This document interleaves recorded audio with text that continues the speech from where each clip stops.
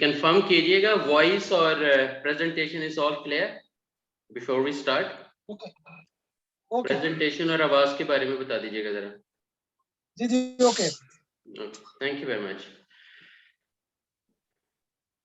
देखें, अगर हम पूरी दुनिया के एनालिसिस लें ना तो फायर सेफ्टी प्रोफेशनल्स ऑलमोस्ट हर कंपनी के अंदर बहुत ज्यादा हैं। इवन फायर फाइटिंग टीम्स को देखें तो वो सेपरेटली हर कंपनी ने रखी है। हम सेफ्टी प्रोफेशनल्स को देखें तो millions of safety professionals are there, engineers, safety advisers, managers, officers, even safety technicians. अगर फायर में जाएं तो फायर फाइटिंग के अलावा जो एक्सपर्ट्स हैं वो फायर वार्डन्स, फायर वॉचर्स, मतलब इतना कह लें कि huge pool of experts use करने के बावजूद, इतने ज्यादा सेफ्टी के स्टैंडर्ड्स को फॉलो करने के बावजूद still fire incidents are happening. Even though कि fire you are not a fire specialist, लेकिन स्टिल आपके तजर्बे के मुताबिक आप क्या समझते हो कि फायर इंसिडेंट क्यों हो रहे हैं अभी भी? ऐसी क्या रूट कॉजेज हैं? क्योंकि अभी थोड़ी सी हमने ओपन डिस्कशन में रहना है, जिसमें हमारा ये स्ट्रेट फॉरवर्ड क्वेश्चन है कि आपकी नज़र में, आपके तजर्बे के मुताबिक, आपकी अंडरस्टैंडिंग के मुताबिक कौन सी ऐसी रियल रूट कॉजेज हैं जिनकी वजह से fire incidents are still happening, जबकि कोई बंदा भी फायर का कोई एक्सीडेंट देखना नहीं चाह रहा। और आपको ये भी पता है कि ये लिहाज भी नहीं करती, मतलब वंस फायर ब्रोक आउट और अनकंट्रोल्ड होगी तो it will you know convert everything in rashes, even in ashes I would say. जी जी आपके उसमें के उस्ताद मुताबिक ऐसी साहब मैं क्या गलतियां हैं, सिस्टम में क्या गैप्स हैं आपकी अंडरस्टैंडिंग के मुताबिक कि जिन पे हमें ओवरकम करना चाहिए? जैसे कि डॉक्टर नहीं है जो डायग्नोस करता है, बीमारी की वजह तलाश करता है, उसके बाद उसकी मेडिसिन डिस्क्राइब करना उसके लिए इजी हो जाता है। तो हम भी पहले रूट कॉजेस फाइंड कर लेते हैं, फिर हम डिटेल में डिस्कस करेंगे कि इसके सॉल्यूशंस क्या हैं। जी, वॉलंटरीली जो भी बोलना चाहता है, जो भी बताना चाहता है। जी सर, उसमें क्या है, पहले तो ये है कि मिस हैंडलिंग है, प्रॉपर ट्रेनिंग नहीं। दूसरा क्या है कि हम चीजों को प्रॉपर जो एक रिक्वायरमेंट है स्पेशली सेफ्टी की और फायर की, उसको हम फिल नहीं करते और उसको इजी लेके। और यहाँ तो ज्यादा इंसिडेंट होते हैं इलेक्ट्रिक से, मोस्टली बहुत सारे शॉर्ट सर्किट से। सही है।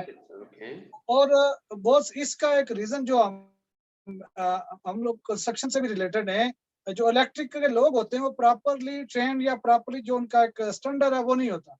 ठीक है, डिफरेंट में डिफरेंट कैटेगरी में। फॉर एग्जांपल, अगर जो वायर की रिक्वायरमेंट एसी के लिए वायर होनी चाहिए वो नहीं, उस कैपेसिटी की नहीं होती, या जो ब्रेकर है अगर किसी का फायर ये मैं आपको कंस्ट्रक्शन का जो मैं बिल्कुल बिल्कुल आपकी बातों से एग्री कर रहा हूँ माशाल्लाह जी। उसमें क्या है, ब्रेकर उस यानी कैटेगरी का नहीं होता जो रिक्वायरमेंट होती है, या उसकी पोटेंसी ज्यादा होती है, वो ट्रिप नहीं करता। पर ज्यादा केसेस ऐसे होते हैं। ठीक है, जो के और कुछ मिसहैंडलिंग भी है। और आपने देखा होगा यहाँ सिगरेट के या फायर इस तरह के बहुत कम आते हैं। किसी ने रूम में या कोई सिगरेट पी ले, ऐसा भी हो सकता है, जो यानी केयर ना करना। लेकिन ज्यादा जो है इलेक्ट्रिक के मुतालिक होते हैं। सही है। और हम इसीलिए आपसे आप सीखना चाहते हैं कि इन चीजों को कैसे और किस तरह हमने, अगर कुछ हो जाता तो कैसे बचें इस चीजों से, और किस तरह हम फिल फॉर उसको कवर करें। Thank you very much for your input. और बड़ी कॉम्प्रिहेंसिव आपने वो चीजें हाईलाइट की हैं। और वाकई में जब हम कोई बिल्डिंग कंस्ट्रक्शन प्लान कर रहे होते हैं, जब कोई ड्राइंग बना रहे होते हैं किसी बिल्डिंग की, तो दैट इज द टाइम कि हमें फायर सेफ्टी से रेलेवेंट, जनरल सेफ्टी से रेलेवेंट चीजों को, स्टैंडर्ड्स को इनकॉर्पोरेट करना चाहिए कि safety must be started from the design. कि मैंने अगर एक वायर भी खरीदनी है तो I should think next 100 years कि मैंने इस वायर को इस बिल्डिंग के अंदर, अगर इस बिल्डिंग की एज 150 ईयर्स है तो मैंने जो इसके अंदर बिजली की तारें इस्तेमाल करनी है उनकी कितने सालों की क्वालिटी होनी चाहिए, उनकी जो एक्सपायरी डेट है, जो शेल्फ लाइफ है। तो ये जो BOQ है is one of the most neglected area, जहां पे सप्लायर्स और वेंडर्स हमारे साथ खेल जाते हैं, चाहे वो कंसल्टेंट्स को परचेज करके उसे अंडर टेबल कमीशन देके, लेकिन वो खेल जाते हैं हमारे साथ कि हमें सैंपल कुछ दिखाएंगे और बाद में चीज कुछ और दे होंगे। कहीं ना कहीं they play with us. Yes, अगर कॉम्प्रिहेंसिव प्रिवेंशन सिस्टम है आपका, इनकमिंग गुड्स इंस्पेक्शन आपकी बड़ी स्ट्रांग है, तो then nobody can play easily. और फिर भी 100% safety is a question mark, but what we can do is कि हम एटलीस्ट ट्राई तो करें ना, कि इसको जितना मिनिमाइज कर सकें। देखें, अगर हम कहें ना कि पूरी दुनिया में फायर सेफ्टी के इंसिडेंट 100% रुक जाएं या 0% पे आ जाएं, तो इट ट्रूली लुक्स इम्पॉसिबल। लेकिन हम फिर भी ये प्रिटेंड हमें करना पड़ रहा है कि नहीं, हम इसको 0% पे लेके आएंगे, we will try our level best. और उसमें हम सारी एफर्ट्स अप्लाई कर रहे हैं। जैसे आप भी माशाल्लाह अपने बंदों को ट्रेनिंग दे रहे हैं, कोई फायदा नहीं होगा इस ट्रेनिंग का अगर इनकी प्रैक्टिस में, इनके माइंडसेट में, या इनके जो डेली हैबिचुअली बाय नेचर जो कि एक चीजें इनबिल्ट हो गई हैं, जिसे हम कल्चर भी कहते हैं। अब आपकी कंपनी का जो सेफ्टी कल्चर है उस पर भी ये चीजें बेस कर रही होंगी कि आप कई कंपनीज होती हैं उनका हर बंदा खुद को सेफ्टी मैनेजर समझता है अपने एरिया का। दैट मीन्स कि वो they are very much proactive in that sense कि जी सेल्फ रियलाइजेशन बहुत ज्यादा है कि मेरी सेफ्टी, मेरी लाइफ मेरी रिस्पॉन्सिबिलिटी है। मैंने मेक श्योर करना है कि मेरे एरिया में पोर हाउसकीपिंग नहीं है, मैंने मेक श्योर करना है कि अननेसेसरी आइटम्स नहीं है, मैंने मेक श्योर करना है कि ऐसी टॉक्सिक गैसेस या केमिकल्स मेरे एरिया में ऐसे क्रिएट नहीं हो रहे, या नियर बाय मैं कोई ऐसा हॉट वर्क नहीं कर रहा कि जो इनविजिबल एनिमीज की वजह से सडनली फायर ब्रोक आउट हो जाए।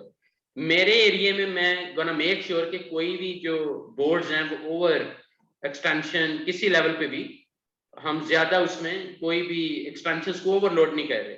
मेरे एरिया में मैंने देखना है कि मेरे जो लोग हैं वो फायर रेजिस्टेंट क्लॉथिंग, या अगर वेल्डर्स हैं या ब्रेसी ब्लास्टर्स हैं, या जो भी वो ऐसी जॉब कर रहे हैं जिसके अकॉर्डिंगली अप्रोप्रिएट पीपीज होने चाहिए, वो मेरी रिस्पॉन्सिबिलिटी है क्योंकि मेरी लाइफ है।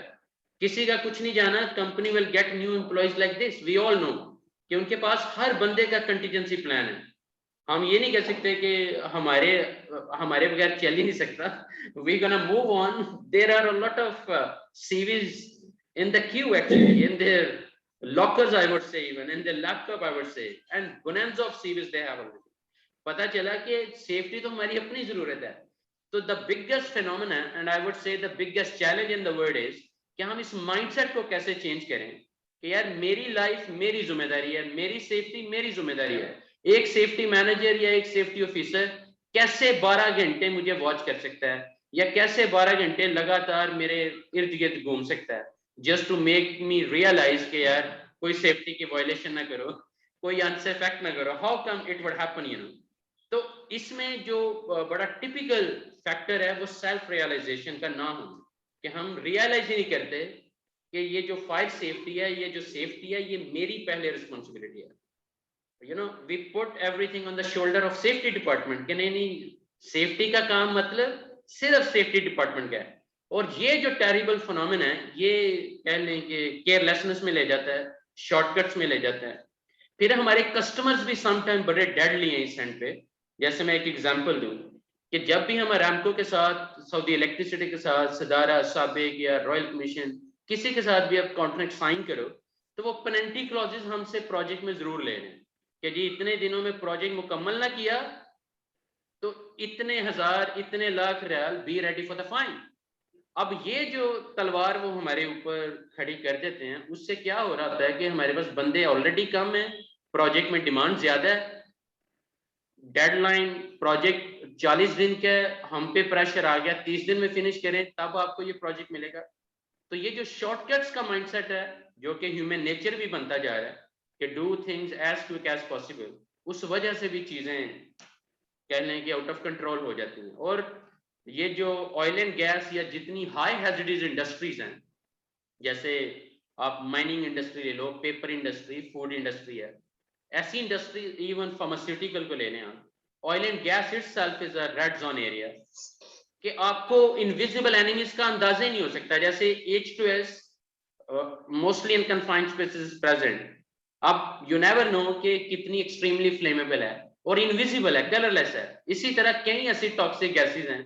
इसी तरह हमारे शहजादे जो पेंटर्स हैं, स्प्रे पेंटर्स हैं, दे हैव नो आइडिया कि जब वो पेंट कर रहे हैं तो कितने फ्यूम्स हवा के अंदर जा रहे हैं, और नियर बाय कितने फीट पे कोई भी हॉट वर्क नहीं होना चाहिए, या कोई भी जब हम हॉट वर्क करने जा रहे हैं तो LEL कितने % होनी चाहिए। एंड आई टोटली एग्री कि ये जो कोर ट्रेनिंग्स हैं या काइंड ऑफ नो ट्रेनिंग्स हैं, या आप ये समझ लें कि ट्रेनिंग को भी फॉर्मेलिटी समझ लेना कि बस एक फॉर्मेलिटी है, आईडी चाहिए, सर्टिफिकेट चाहिए, just to show to Saudi Aramco और सम अदर ब्रांड्स।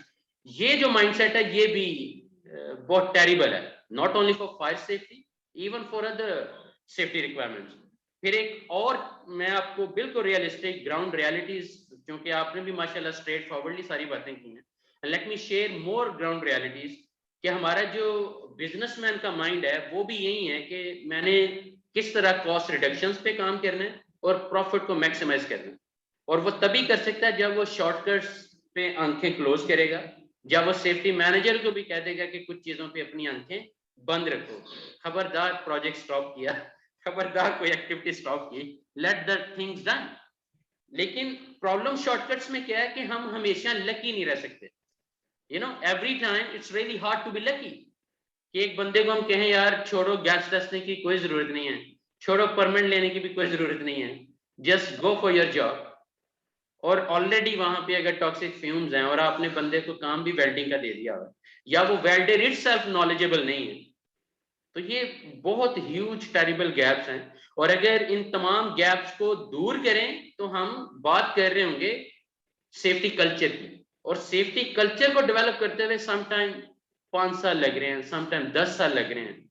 जैसे सऊदी गवर्नमेंट के लिए भी चैलेंज है कि 2030 का VN तो इन्होंने बना लिया है, लेकिन इस 2030 VN के मुताबिक जिस तरह जिस स्पीड से वो कल्चर को चेंज करने की कोशिश कर रहे हैं, आपके सामने है कि चीजें कई नेगेटिव सेक्टर्स में, सेगमेंट्स में जा रही हैं। तो आई होप आपको एक आइडिया हो गया होगा कि हर एक इंसान को अपने हिस्से का दिया जलाना पड़ेगा। It's a team work, janitor to general manager.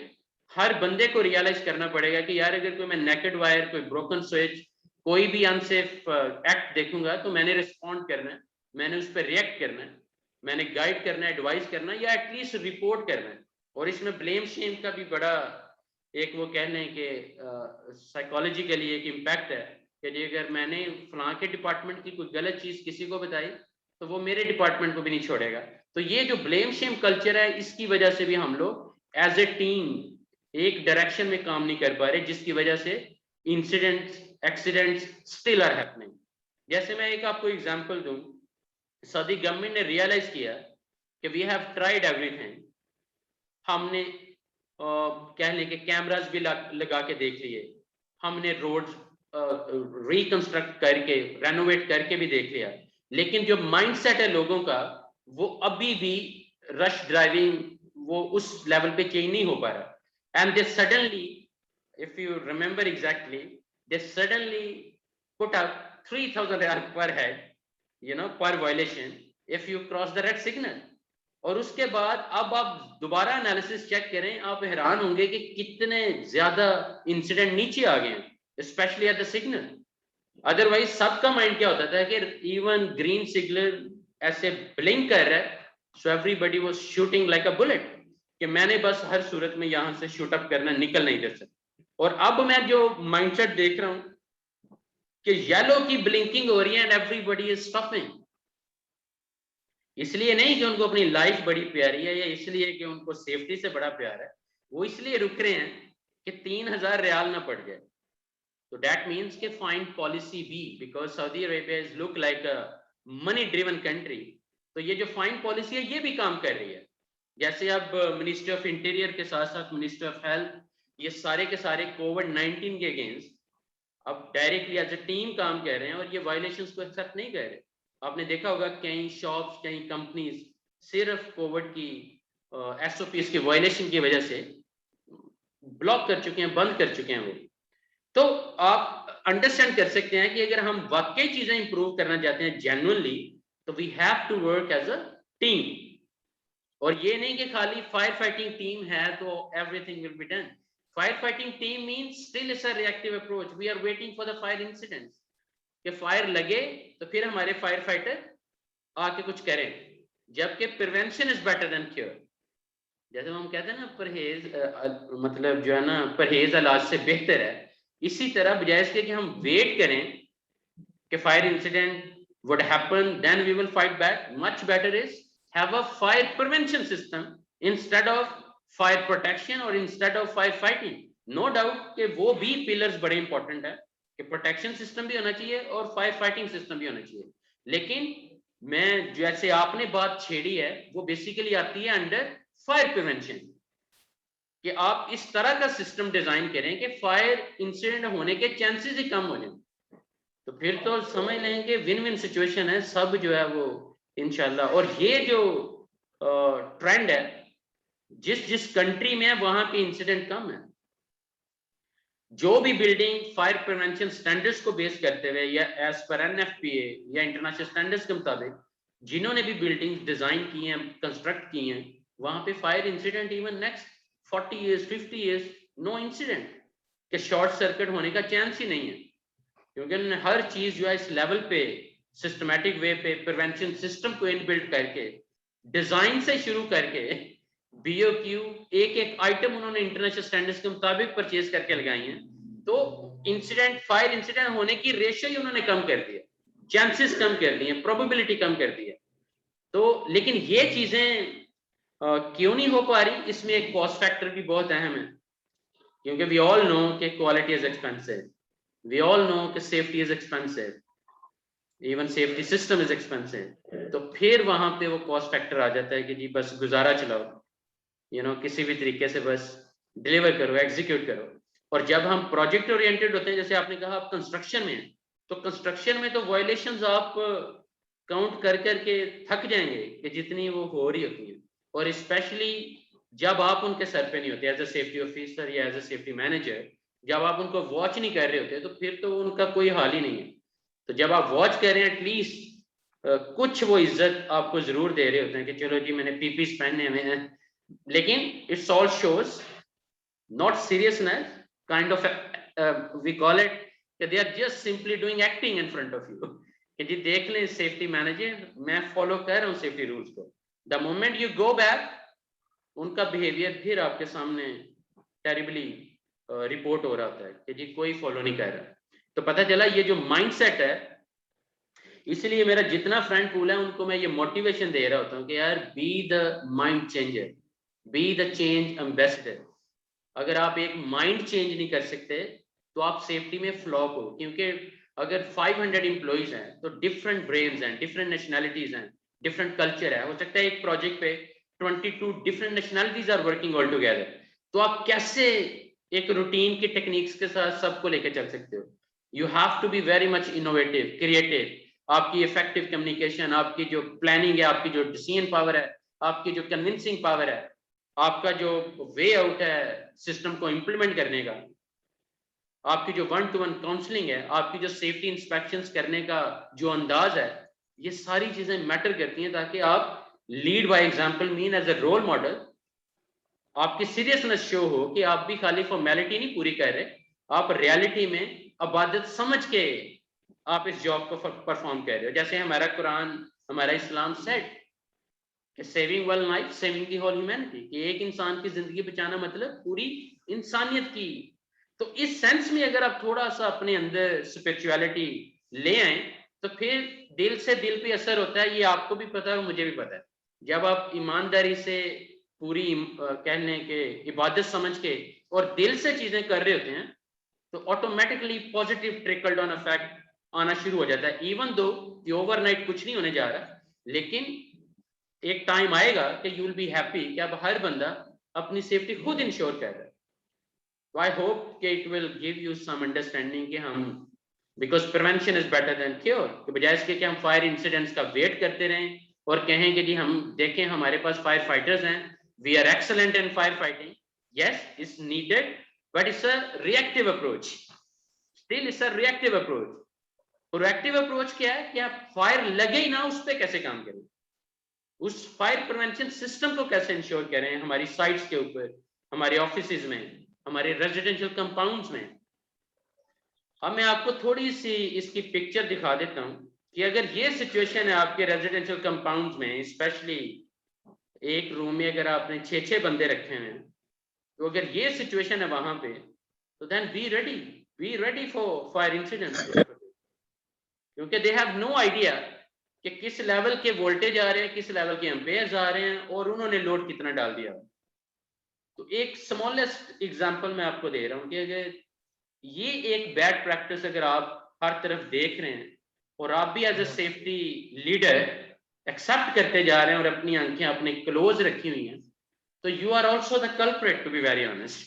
ईमानदारी से बात करें तो आप भी मुजरिम हैं, क्योंकि आप वो बैड प्रैक्टिस डेली विजिट करके देखते जा रहे हैं और इग्नोर करते जा रहे हैं, जबकि आप एक्शन ले सकते हैं। You are an authority also, आप खाली लीडरशिप पोजीशन के मालिक नहीं है बल्कि अथॉरिटीज भी हैं और आपके पास रिसोर्सेज भी हैं, लेकिन हम इग्नोर कर जाते हैं। ये मैंने पर्सनली समझ लें कि कई जगह पे देखा, और मैं तो ये इस्लाम की तरह तबलीग भी कर रहा होता हूँ कि यार रो रो के भी तो आपने सेफ्टी का काम करना है, तो आप वहीं इबादत समझ के करो, खुशी खुशी करो, और फिर देखो अल्लाह की रहमत किस तरह सारी चीजें लाइन अप करती हैं। अगर हर बंदा आप आहिस्ता आहिस्ता चेंज कर दोगे तो क्या हो रहा है, आपकी जॉब इजी हो रही है, आपकी लाइफ इजी हो रही है, कि आपकी टेंशन कम हो रही है, कि अब आपको ज्यादा भागना नहीं पड़ रहा, हर बंदे पे कैमरे नहीं लगाने पड़ रहे, हर बंदे को डेली वार्निंग लेटर्स नहीं देने पड़ रहे, क्योंकि हर बंदा खुद अपने एरिया की, अपनी सेफ्टी, इवन अपने कोलीग्स की सेफ्टी का भी वो खुद ख्याल रख रहे हैं, इस सिस्टम को फॉलो कर रहे हैं।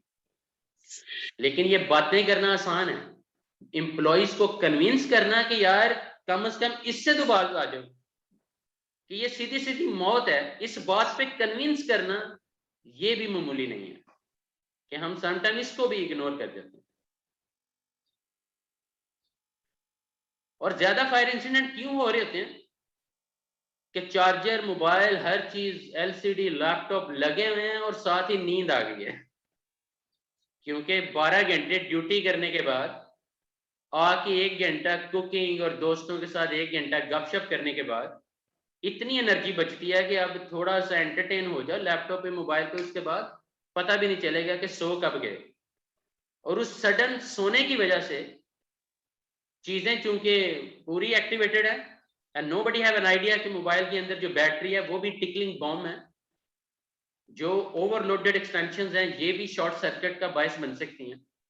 और फिर स्पेशली हमारे जो एम्प्लॉइज के रूम्स हैं वहां पे फ्यूल का भी ढेर है, ब्लैंकेट पड़े हुए हैं, प्लेंटी ऑफ, अगर मैं ऑफिस में काम करता हूं तो मैं फाइलों का भी ढेर घर ले आए कि काम मैंने इधर ही सारा खत्म करना है। पिलोज, कोई चीज आप नेम लें वो सब फ्यूल है, कि हर चीज कंबस्टिबल है, कि मामूली सी चिंगारी, मामूली सा फायर ब्रोकआउट हुई तो फ्यूल तो ऑलरेडी मौजूद है। और ऑक्सीजन अल्लाह ने हमें दे दी हुई है नेचर में पहले ही, तो जब ये 3 चीजें मिलेंगी तो आग लगने के चांसेस ऑटोमेटिकली बढ़ जाते हैं। जब ये 3 चीजें मिलेंगी, कौन कौन सी? ऑक्सीजन जो कि हवा में पहले मौजूद है, अदरवाइज हम भी जिंदा नहीं रह सकते ना, oxygen means is a life. इसी तरह अगर हम बात करें फ्यूल की, तो हर वो चीज जो जल सकती है, चाहे वो कोई केमिकल है, चाहे वो कोई वुड है, चाहे कोई कपड़ा है किसी भी शेप में, चाहे कोई फोम है, जो भी nearby within our room चीजें पड़ी हुई हैं वो सब कंबस्टिबल है। और फिर हर रूम में आपने देखा होगा कि फायर एक्सटिंग्विशर भी हम नहीं दे रहे होते, ये भी एक कॉस्ट सेविंग फैक्टर है कि अगर आग लगे तो पहले तलाश करो कि फायर एक्सटिंग्विशर किधर है, क्योंकि within the same room what we decided कि नहीं जी वहां जरूरत नहीं है, हमने तो अरामको को दिखाना है, हमने तो रॉयल कमीशन को दिखाना है कि देखो भाई फायर एक्सटिंग्विशर हैंग है, लगा हुआ है। तो this is the time to stop all this acting, you know, kind of formalities कि जो हम सिर्फ कस्टमर्स को खुश करने के लिए कर रहे थे, क्योंकि as a company, as a businessman हमें भी रियलाइज करने की जरूरत है कि क्यों ये चीजें अहम है। और दूसरी तरफ हम सबको पता है कि safety is a legal requirement also. और तीसरी तरफ हमें यह भी पता है कि एक fire incident is all finished. जैसे फायर इंसिडेंट के अलावा भी अगर कोई एक्सीडेंट ऐसा हो जाता है फैटल लेवल का, तो आपका ब्रांड गुडविल विद इन 4 मिनट, एक viral video and it's all over. जैसे बिन लादेन, अगर आपको याद हो, मक्का में टावर क्रेन का इंसिडेंट हुआ था ना, तो एक टावर क्रेन का इंसिडेंट और एक्सीडेंट उसके बाद Bin Laden is still crying for business, और अगर उनके पास कोई बिजनेस है भी तो अब under direct supervision of Saudi officials, जो कि बड़ा टफ है। लेकिन वो नाम नहीं रहा एक इंसिडेंट की वजह से। तो पता चला कि जो सेफ्टी है ये हमारी बिजनेस कंटिन्यूटी रिक्वायरमेंट भी है। कि अगर मैं एज अ सेफ्टी ऑडिटर आ रहा हूं, लेट्स टेक एन एग्जांपल, अगर मैं आपकी साइट पे एज अ सेफ्टी ऑडिटर आ रहा हूं, तो ये जो एक पिक्चर है इसी ने मुझे आपका पूरा कल्चर हाईलाइट कर देना। आई रिपीट अगेन कि एक पिक्चर ने पूरी पिक्चर कंपनी की शो कर देनी। एंड आई होप कि you don't have such kind of unsafe acts or conditions within your company, especially in residential compounds. This is another example. Another example.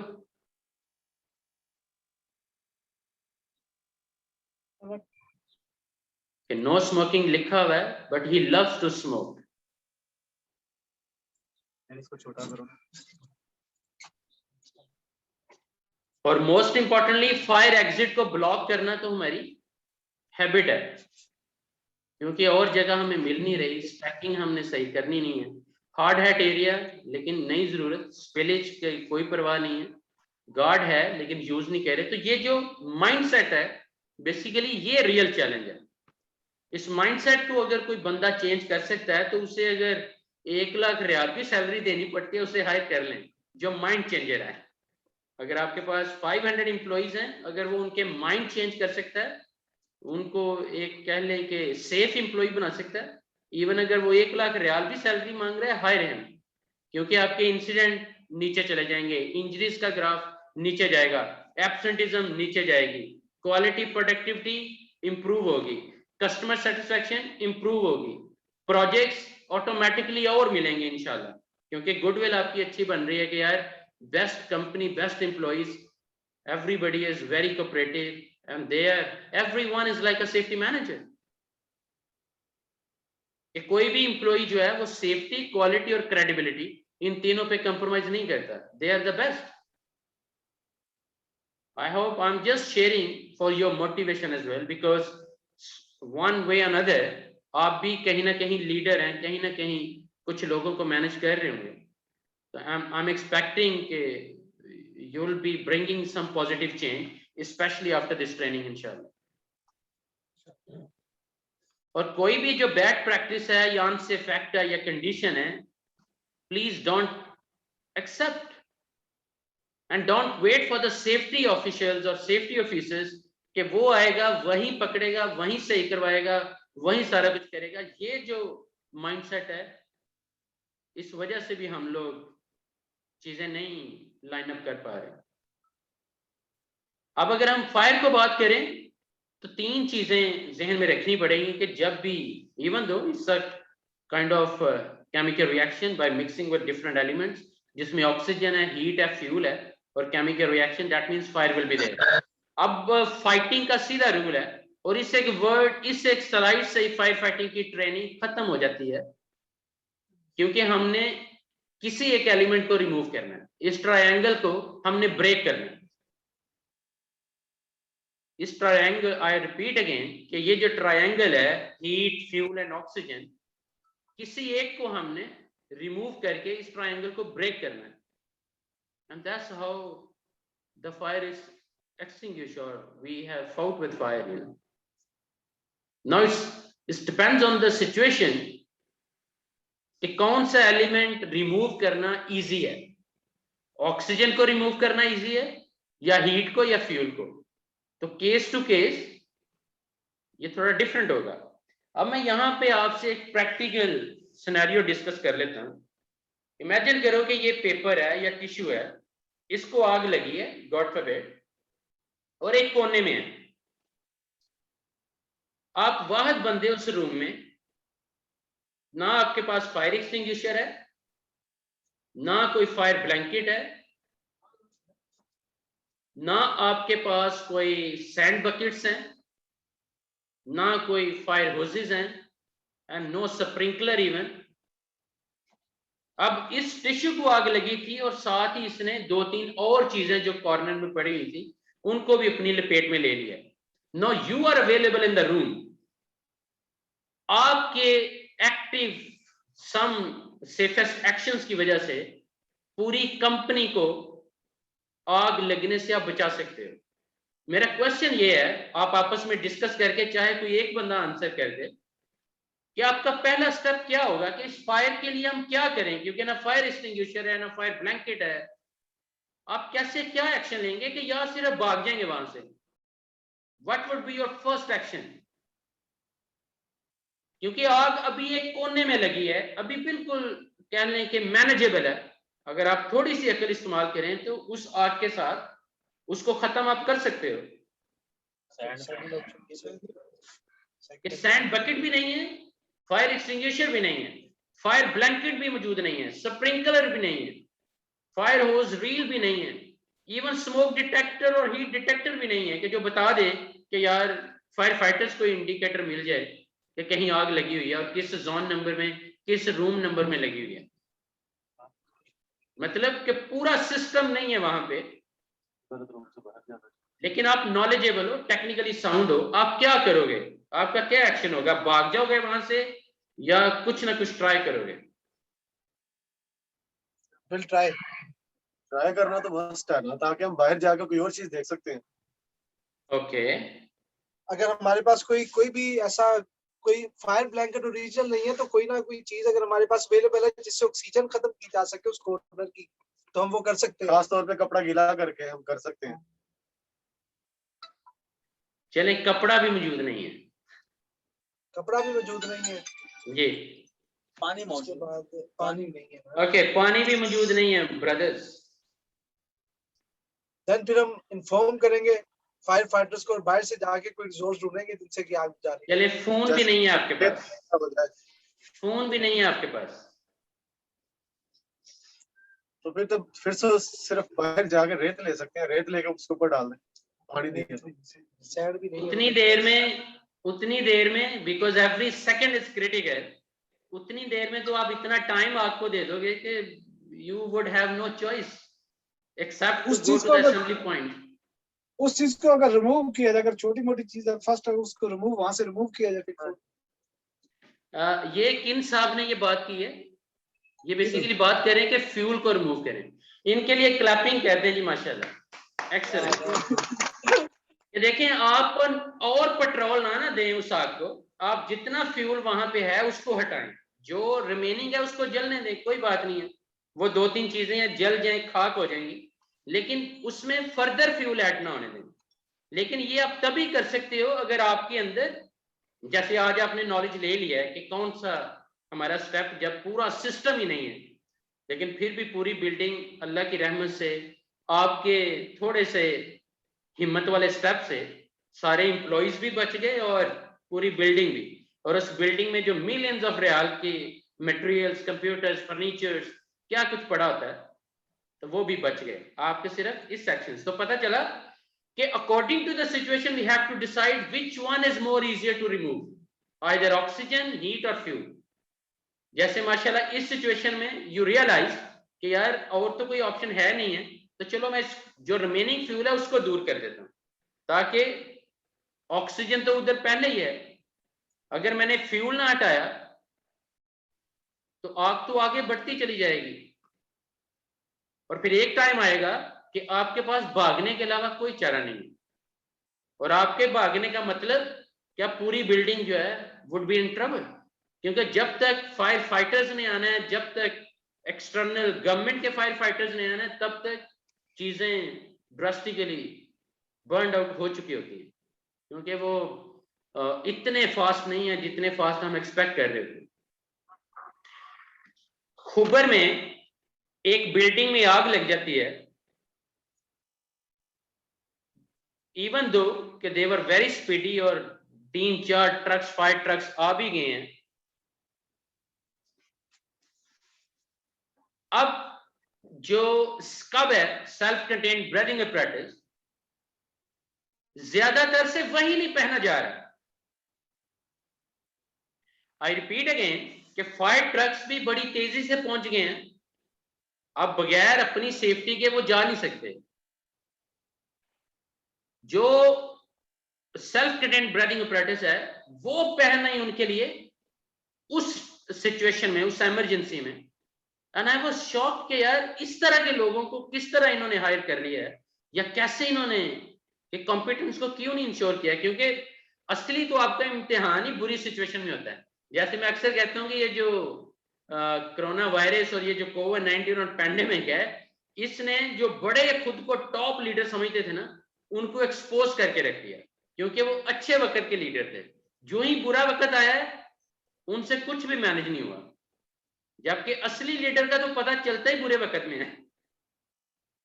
असली fire fighter का पता ही तब चलता है जब इमरजेंसी सिचुएशन क्रिएट हो चुकी होती है। जब हम ड्रिल्स कर रहे होते हैं, वैक्यूएशन ड्रिल्स कर रहे होते हैं, फायर फाइटिंग ड्रिल्स कर रहे होते हैं, तो सिचुएशन डिफरेंट है। जब जेन्युइनली रियल इमरजेंसी होती है, फिर कौन कैसे एक्ट करता है, तब पता चलता है कि कौन कितने पानी में है रियलिटी में। इसलिए जो right person for the right job है कि हम किस तरह के लोगों को एज अ फायर फाइटर या फायर फाइटिंग टीम में शामिल करें, ये एक अलग डिबेट है। लेकिन they must be bold enough, और उन्हें अपनी नर्व्स कंट्रोल करनी आनी चाहिए, specially in emergency. But anyhow, one way another you have to remove one element, oxygen, heat और फ्यूल, तो आग खत्म हो जाएगी। अब ऑक्सीजन को रिमूव करने के लिए या हीट को रिमूव करने के लिए, लेट्स टॉक अबाउट ऑक्सीजन। अगर आपके पास चैलेंज है कि ऑक्सीजन को खत्म करना है, मतलब आग लगी हुई है उसमें से ऑक्सीजन को खत्म करेंगे तो आग बुझ जाएगी। क्वेश्चन ये है कि कैसे खत्म करेंगे आप, what are the ways to remove oxygen. और safety is a common sense, कोई रॉकेट साइंस नहीं है कि जी जरूरी फायर फाइटिंग की ट्रेनिंग ही होगी तो फिर ही पता चलेगा कि ऑक्सीजन कैसे रिमूव करनी है। माशाल्लाह आपके पास जरूर आइडियाज होंगे, थोड़ा सा अगर शेयर करना चाहें कि ऑक्सीजन को कैसे रिमूव करें। जैसे एक तो आपने बताया गीला कपड़ा ऊपर डाल दें, जब आप वो एरिया कवर कर देंगे तो ऑक्सीजन की सप्लाई रुक जाएगी तो आग बुझ जाएगी। इसके अलावा कोई मेथड बताएं, जो भी कोई बोल सकता है, जिसकी आवाज आ सकती है स्पीकर तक। यानी जैसे रेत का इस्तेमाल करना, सैंड मट्टी को पड़ी है, या उस एरिया को क्लोज कर देना, विंडो अगर खुली है जहाँ से या डोर खुला है अगर उसको क्लोज कर दिया जाए। एक्सेलेंट, एक्सेलेंट, एक्सेलेंट, ग्रेट माशाल्लाह। दैट मींस कि हम लिस्ट बना सकते हैं कि ये एक्शंस हैं। If you want to remove oxygen, these are the actions we can take. अब लेट्स टॉक अबाउट हीट। अगर हमारा चैलेंज ये है कि हमने हीट को रिमूव करना है, तो what should we do, what are the ways actually, and the safest ways I would say, and easiest one, कि आसान भी हूं और प्रोडक्टिव भी हूं। व्हाट वी गोना डू? या तो उस चीज को वहां से रिमूव कर देंगे, या अगर पानी या जैसे गीली कुछ चीज है अगर, या कुछ चीज ऐसा करें, या फिर आप फायर एक्सटिंग्विशर को यूज करें, चाहे वो एबीसी पाउडर है, चाहे फोम है, चाहे वाटर है, according to the type of fire या क्लास ऑफ फायर। वो हम आगे डिस्कस करेंगे कि फायर की क्लासेस क्या हैं और उसके अकॉर्डिंगली हम कौन सा एक्सटिंग्विशर यूज करेंगे ताकि हम आग बुझा सकें। और आग बुझाना मतलब कि वो हीट को कम करेंगे, ऑक्सीजन की सप्लाई को भी कम करेंगे। तो मल्टी कहने के purpose extinguishers are also available.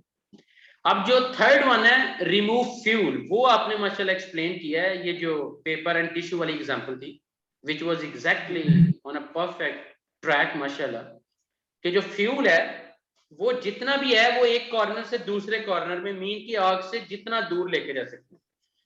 जिसको आग लगी हुई है उसको तो आप टच नहीं करेंगे, क्योंकि ना कोई ऐसा आपके पास वो एक्सटिंग्विशिंग मीडिया है ही नहीं है कि जिससे आप उसको ट्रीट कर सकें। तो आप डेफिनेटली अपनी सेफ्टी को तो नहीं कंप्रोमाइज करेंगे।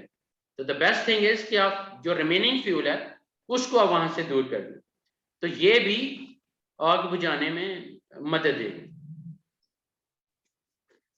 अब इन case of emergency like fire emergency response, तो उसके लिए आपको रेस वर्ड याद रखना पड़ेगा। ये जो रेस वर्ड है इसमें सबसे पहला पॉइंट जो है वो रेस्क्यू है, सेकंड पॉइंट है अलार्म, थर्ड पॉइंट है कंटेंट एंड फोर्थ पॉइंट है एक्सटिंग्विश।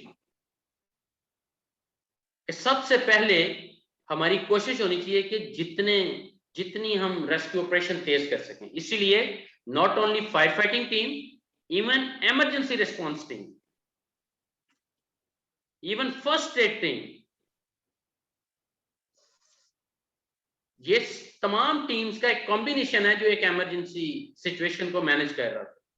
इवन हमारी जो सिक्योरिटी के टीम मेंबर्स हैं, हमारे जो फायर वार्डन्स हैं या fire marshals in other words, ये तमाम के तमाम एज ए टीम उस सिचुएशन को हैंडल करने में मदद कर रहे थे।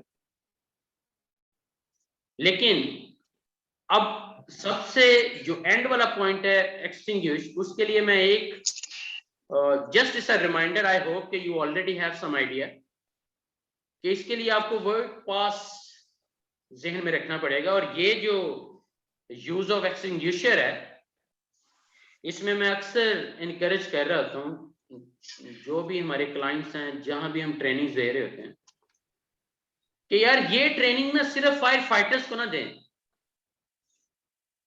ये training janitor to general manager हर बंदे को दें, ताकि जिसको आग नजर आए उसको कम से कम इतना सेंस हो कि एक्सटिंग्विशर को यूज कैसे करना, और वो इमीडिएट उसके सडन एक्शन की वजह से पूरी की पूरी जो बिल्डिंग है, साइट है, वो हैजर्ड फ्री हो जाए, बच जाए किसी तरीके से, बजाय इसके कि फायर फाइटर जो है उसी को हम तलाश करते रह जाए। ना ज्यादा सिखाएं, सिर्फ इतना सिखा दें कि जो मल्टीपर्पज एबीसी पाउडर है, ये किस्म की फायर हो, इस चीज से लगी हो, तो आपने इसको यूज करना है। और कैसे यूज करना है, कि एक 4 स्टेप्स हैं और उसकी थोड़ी बहुत प्रैक्टिस है। जब आप फायर ड्रिल करें, चाहे आप मंथली करते हैं, क्वार्टरली, या आफ्टर 6 months, या even annually, whenever you do fire drill, उस टाइम बंदों को ट्रेन करें, प्रैक्टिस करें कि हर बंदा जो है वो एक्सटिंग्विशर को, चाहे आप टेम्पररी छोटी सी आग लगा के उनको बताएं, या वैसे भी उनको एटलीस्ट पता हो कि इसे कैसे यूज करना है। And this password means pull the pin, even one picture is more louder than words, more louder than 1000 words even. So pull the pin and aim the extinguisher hose at the bottom of the fire, squeeze the handle, sweep. That means कि खींचना है, निशाना बांधना है, और bottom level पे जो आग है उसके बॉटम से शुरू होना है, ऊपर से नहीं, मिडल से नहीं। और स्क्वीज मीन के जो हैंडल लगा है उसको दबाना है। ये जो हैंडल है इसको दबाएंगे तो स्वीप मीन जैसे झाड़ू लगाते हैं, same way we have to sweep. और इसमें 2 एलिमेंट जो यहां नहीं बताए गए वो मैं लॉजिकली जरूर यहां शेयर करूंगा। कि सबसे पहले हमें यह भी पता होना चाहिए कि विंड डायरेक्शन क्या है। जो विंड डायरेक्शन है कि मैंने किस साइड पे खड़े होके खुद को भी बचाना है और इस आग को भी बुझाना है। एंड सेकंड पॉइंट इज कि मैंने कितनी दूर खड़े रहना है।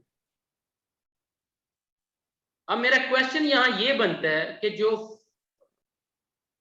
आपको कैसे पता चलेगा कि विंड डायरेक्शन के हवा का जो हवा किस साइड की है, आपको कैसे पता चलेगा? एक तो हम विंड सॉक्स हमने लगाई होती है जो बाहर बिल्डिंग्स पे या इवन प्रोजेक्ट साइट्स पे थोड़ा सा हाइट पे उसे लगाते हैं ताकि हमें पता चले, और उसके एक सर्टेन वेट है कि जो कि इंतहाई लाइट वेट है कि थोड़ी सी भी हवा चलेगी तो वो डायरेक्शन बता रहा होता है। लेकिन क्वेश्चन ये है कि अगर वो बिल्कुल वो भी कोई सिग्नल नहीं दे रही, कोई हिल ही नहीं रहा हूं, तो इस in that sense what are the rest of the steps? क्योंकि विंड डायरेक्शन को आपको पता करनी पड़ेगी। तो क्या करेंगे, क्या आ रहा है? पाउडर को थोड़ा सिलेंडर को थोड़ा चलाएंगे तो उसका पाउडर उड़ेगा, हवा से पता चल जाएगा किस डायरेक्शन को जा रहा है। एक्सीलेंट, माशाल्लाह। और कोई आइडिया किसी के ज़हन? फ्लेम देख के, फ्लेम की डायरेक्शन देख के पता लगा सकते हैं। एक्सीलेंट। और कोई आइडिया प्लीज?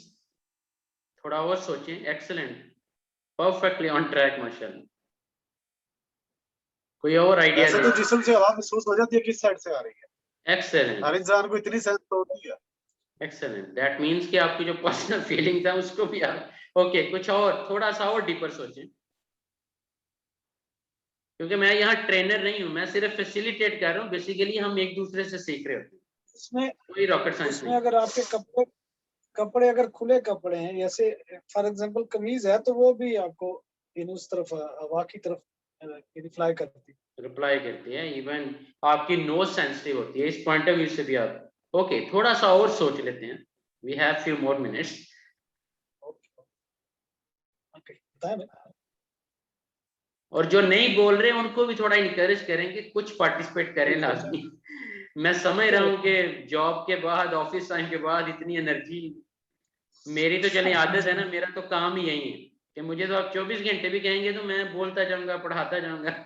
जैसे मॉर्निंग में मैं निबोश आईटीसी पढ़ा रहा था, उसके बाद मैंने स्ट्रेस मैनेजमेंट का सेशन किया है और अब आपके साथ हूँ, तो मेरी तो एक रेगुलर उसमें जॉब। क्या जी, उसमें एक चीज ये भी है, अगर आप ओपन एरिया में अगर कचरा या कुछ पेपर पड़े तो वो भी यानी हवा की तरफ, उससे भी पता लगता है कि हवा किस साइड की डायरेक्शन है।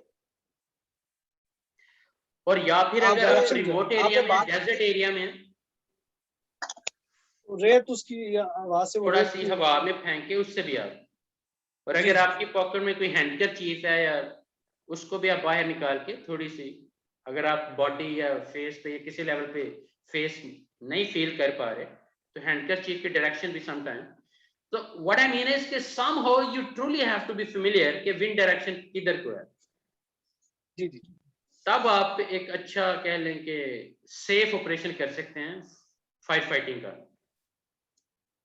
और आप बिगर फायर फाइटर नहीं है, बेसिकली ये बेसिक फायर फाइटिंग ट्रेनिंग है। एक थोड़ी सी आग जो कि कंट्रोलेबल है उसी पे आप एक्ट करेंगे, otherwise you need some support from the government, and no doubt that we also have advanced fire fighting training as well, कि जो हम ऑन साइट आके आपका पूरा सिस्टम फिर कैसे यूज करना है वो सारा हम बताते हैं।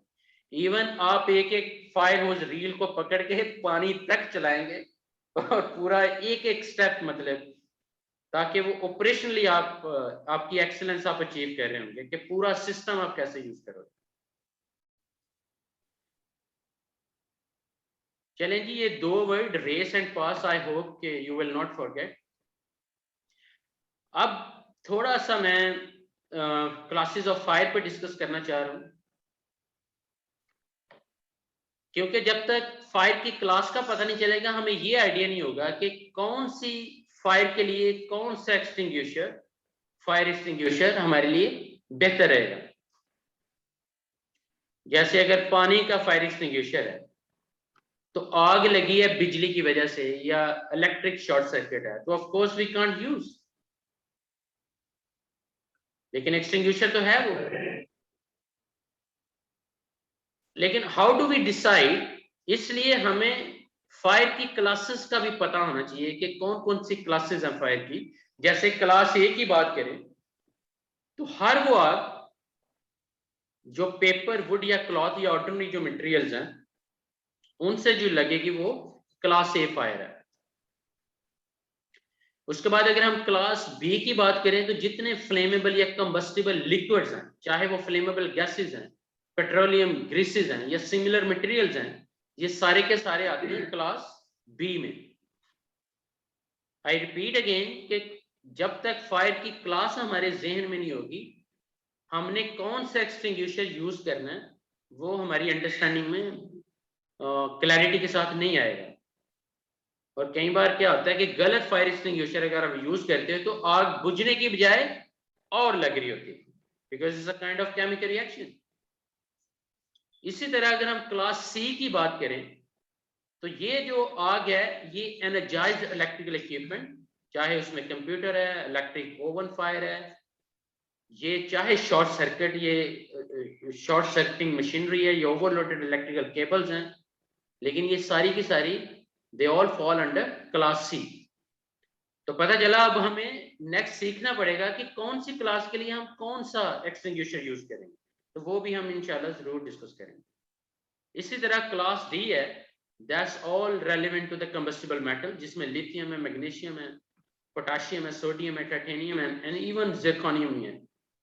और क्लास के की बात करें तो ये कुकिंग ऑयल और फैट से जो आग लगेगी वो क्लास के में फॉल करती है। तो ये जो 5 क्लासेस हैं फायर की, अब किस क्लास के लिए हमने कौन सा फायर एक्सटिंग्विशर इस्तेमाल करना है, ये हर सूरत में, ये वाहद पॉइंट है जो हमें हर सूरत में याद रखना पड़ेगा, क्योंकि उस टाइम हम थ्योरी या उस टाइम हम किताबें ओपन नहीं कर सकते। ये कुछ पॉइंट ऐसे हैं, जैसे 4 स्टेप फायर एक्सटिंग्विशर को इस्तेमाल करने के, वो हमारे जहन में बैठ जाने चाहिए। जो 5 क्लासेस हैं फायर की, वो भी हमें, हमारी अंडरस्टैंडिंग क्लियर हो जानी चाहिए कि कौन सी आग, कौन सा मटेरियल किस क्लास में फायर करता है और किस तरह हम उसकी फायर क्लास को अंडरस्टैंड कर सकते हैं। इसी तरह जब हमें ये आइडिया हो गया तो अब हम डायरेक्टली चले जाएंगे एक्सटिंग्विशर एजेंट पे कि अगर क्लास ए फायर है तो हम can we use water? Yes, we can use water because ordinary material है, जैसे पेपर को आग लगी हुई है या कपड़े को या वुड को, लेकिन हमें फिर भी देखना पड़ेगा कि नियर बाय कोई और कॉम्बिनेशन तो नहीं है कि मैं जो ही वाटर इस्तेमाल करूं। मतलब दैट मीन्स के सिचुएशन को फिर भी एनालाइज करना पड़ेगा। It's not like immediate you will apply water. क्या आपने पानी फेंका पेपर पे, साथ में एक्सटेंशन बोर्ड भी पड़े हुए थे, तो आपको सिचुएशन को समझते हुए you have to act on it. But anyhow for class A fire we can use water.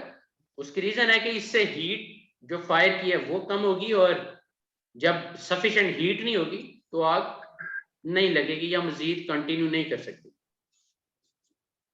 इसी तरह जो ड्राई केमिकल है वो बड़ा इफेक्टिव है, क्योंकि 3 डिफरेंट क्लासेस के लिए, ए बी सी 3 क्लासेस के लिए, इसलिए आपको ड्राई केमिकल और एबीसी पाउडर ये वो आपको ज्यादा नजर आ रहे होंगे। अगर आप थोड़ा सा किसी भी कंपनी को विजिट करें, आपको ज्यादा फायर एक्सटिंग्विशर ड्राई केमिकल और कार्बन डाइऑक्साइड के ज्यादा और ड्राई पाउडर के ज्यादा आपको नजर आएंगे।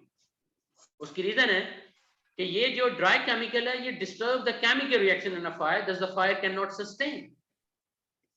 ये एक ऐसा रिएक्शन केमिकली देता है कि जिसकी वजह से फायर सस्टेन नहीं कर सकती। इसी तरह कार्बन डाइऑक्साइड है, लेकिन हम यूज कर सकते हैं सिर्फ बी एंड सी के लिए। उसकी रीजन है कि जितनी कार्बन डाइऑक्साइड हम यूज करेंगे उतनी ऑक्सीजन खत्म होगी। So no oxygen means no fire.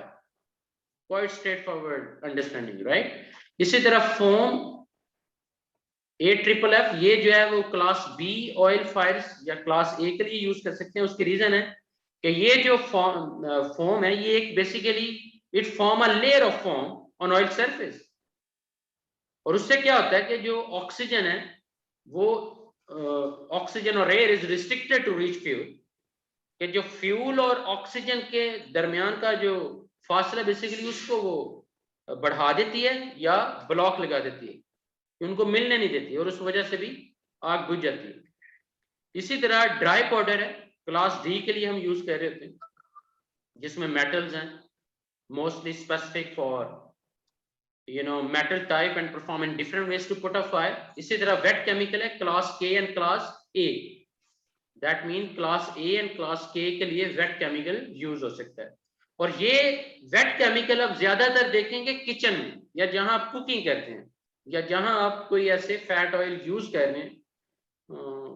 ज्यादातर तो हम वो खाने और ज्यादा किचन में हम ज्यादा इनको यूज कर रहे होते हैं, या इवन कई साइट्स पे किचन भी नहीं है, सिर्फ टी पॉइंट्स हैं जहाँ पे वो different kind of short cooking mediums they have, but still wet chemical would be applicable wherever we are using cooking oil or something like that.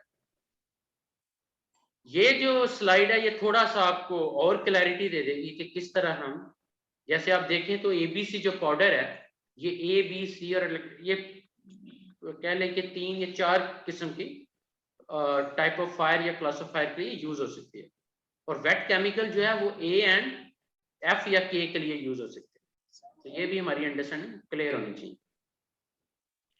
अब यहाँ पे जो फायर फाइटर है उसकी रिस्पॉन्सिबिलिटीज हम सिर्फ डिस्कस करेंगे, उसके बाद I will take you to another presentation जिसमें will just play a game, जहाँ के मैं एक पिक्चर शो करूंगा प्रैक्टिकल अंडरस्टैंडिंग के लिए, और साथ एक क्वेश्चन रेज करूंगा and then we gonna have multiple options, और फिर हम देखेंगे कि एज ए ग्रुप आप सही आंसर कैसे देते हो।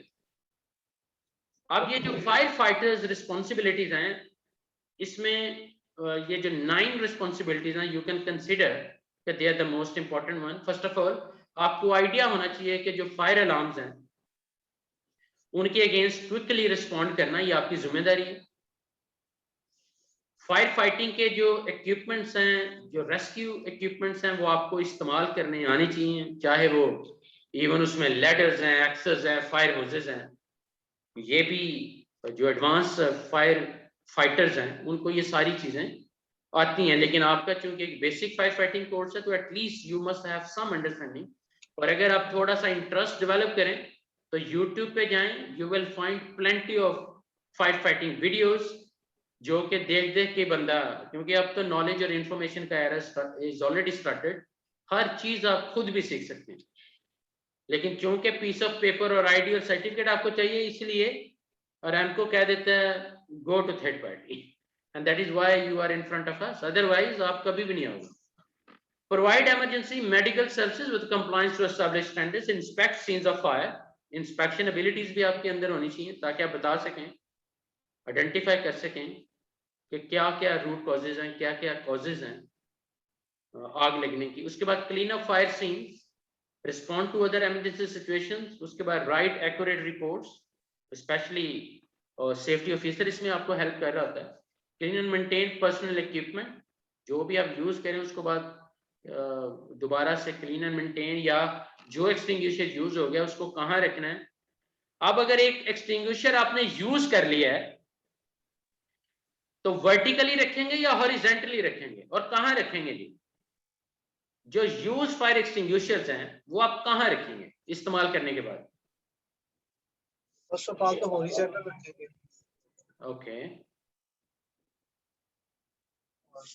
और दूसरा ये है कि कोई एक एरिया आपने डिफाइन किया हो, बिकॉज हर चीज की एक जगह जरूर डिफाइन होनी चाहिए आपके साइट लेआउट के अंदर, या आपका जो कंपनी का लेआउट है उसके अंदर, या आपका जो कंस्ट्रक्शन साइट का जो लेआउट है उसके ऊपर एक एरिया आपने ऐसा रखा हो जहां पे फायर एक्सटिंग्विशर जो एम्प्टी हैं, जो रेडी फॉर रीफिलिंग है, या जो समझ लें कि यूज्ड फायर एक्सटिंग्विशर्स हैं, वो एटलीस्ट एक सेपरेट एरिया होना चाहिए जहां पे सबको पता हो कि हमने नॉट वर्टिकली, हॉरिजेंटली हमने वहां जाके ये रखने हैं।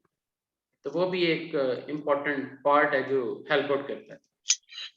I am going for the competition and I hope you will enjoy it इंशाल्लाह। आप सारे मुझे नजर नहीं आ रहे क्योंकि मैंने वो एक ना स्क्रीनशॉट लेना है फॉर अटेंडेंस पर्पस। थोड़ा सा मुझे आप thank you very much. There is number 7th also, I believe. Yes. Yes. Okay. Thank you very much. चलें, yeah, we can move on to the next presentation. अब इसमें 3 round होंगे. I will take maximum 15 or 20 minutes. Then you are free from my side. मैं कोई overdose नहीं करने जा रहा, ना ही आपको सेटअप करना जा रहा हूँ, लेकिन एटलीस्ट कुछ तो आपको देके भेजना। मैंने भी तो हलाल की करके खानी है, तो आपको थोड़ा सा वो मेरा साथ देना पड़ेगा। आप सिखाएं, हम सीखना चाहते हैं, कोई बात नहीं टाइम की इंशाल्लाह। और आपको ये जो अब मैं जिस कंपटीशन में लेके जा रहा हूँ, ये अगर आप सीख जाते हैं तो you will be fully confident इंशाल्लाह, और आप ना सिर्फ के खुद बल्कि दूसरों को भी इसमें जरूर हेल्प आउट और ट्रेन कर रहे होंगे इंशाल्लाह। तो क्या है, इसमें 3 राउंड है, हर राउंड में 5 क्वेश्चंस हैं, और हर क्वेश्चन से पहले I will show 1 picture, then the question will be there in front of you. उसके बाद 4 मल्टीपल ऑप्शंस होंगी या ट्रू फॉल्स 2 ऑप्शंस होंगी, एंड लेट्स सी कि आप किस तरह आंसर करते हो, कि सही वाली ऑप्शन आप कैसे बताते हो। And we'll start from $100 question. This is round 1. के पास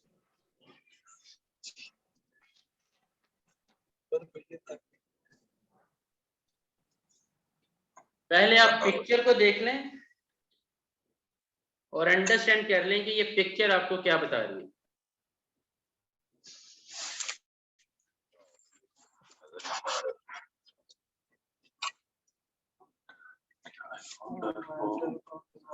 अब क्वेश्चन ये है कि all extinguishers are good for all fires, कि हर तरह का जो एक्सटिंग्विशर है हर तरह की आग के लिए इस्तेमाल हो सकता है या अच्छा है हर तरह की फायर के लिए। सही है या गलत है? $100 क्वेश्चन इज देयर। गलत, फॉल्स। नहीं, आप I know you are knowledgeable, but I want you to discuss first as a team, और फिर as a team leader आप Sure. I need everyone's opinion. We understood. थोड़ी सी feedback. You want to learn everything, everyone, right? Absolutely. ये जितने भी fire extinguisher हैं, for example separate जैसे उन्होंने बताया कि ये पर इस काम के लिए भी पर जैसे ये जितनी सबके लिए हो सकता है, ये सबके लिए होता है। सेपरेट की स्पेसिफिकेशन है, यानी जैसे वो केमिकल का अलग है, ठीक है, और वाटर या जिस तरह के फायर कपड़ों पे और इस पे लगी है तो उसके लिए वो अलग है। हाँ, ठीक है, मतलब ये वाले किसी में भी इस्तेमाल हो सकते हैं, उन्होंने ये पूछा। हाँ, ये सारे यूज हो सकते हैं। ऐसा तो गलत है। सही है, तो उसका एक सेपरेट है आपको। स्पेशली ज्यादा वो ड्राई यूज करते हैं, जैसे एबीसी कॉमन यूज होता है, हमारे पास भी है। ओके, तो ये तो नहीं है क्योंकि ये एक्सटेंशन पड़ी है, पास आग लगी, जाके पानी वाला यूज करते हैं। पानी वाला यूज करेंगे खुद को करंट पड़ेगा, आग से कुछ होना हो तो पहले ही हो जाएगा। फोम वाला एक डिफरेंट जगह पे यूज होगा, ठीक है। और जिस तरह के केमिकल को आग लगी है तो उसके लिए वो Yes, your answer please. Yes. As a team we say B. B. Okay, so $100 question number 1 and your answer is B. Okay, true, mashallah. Excellent. Correct answer. Look at another picture.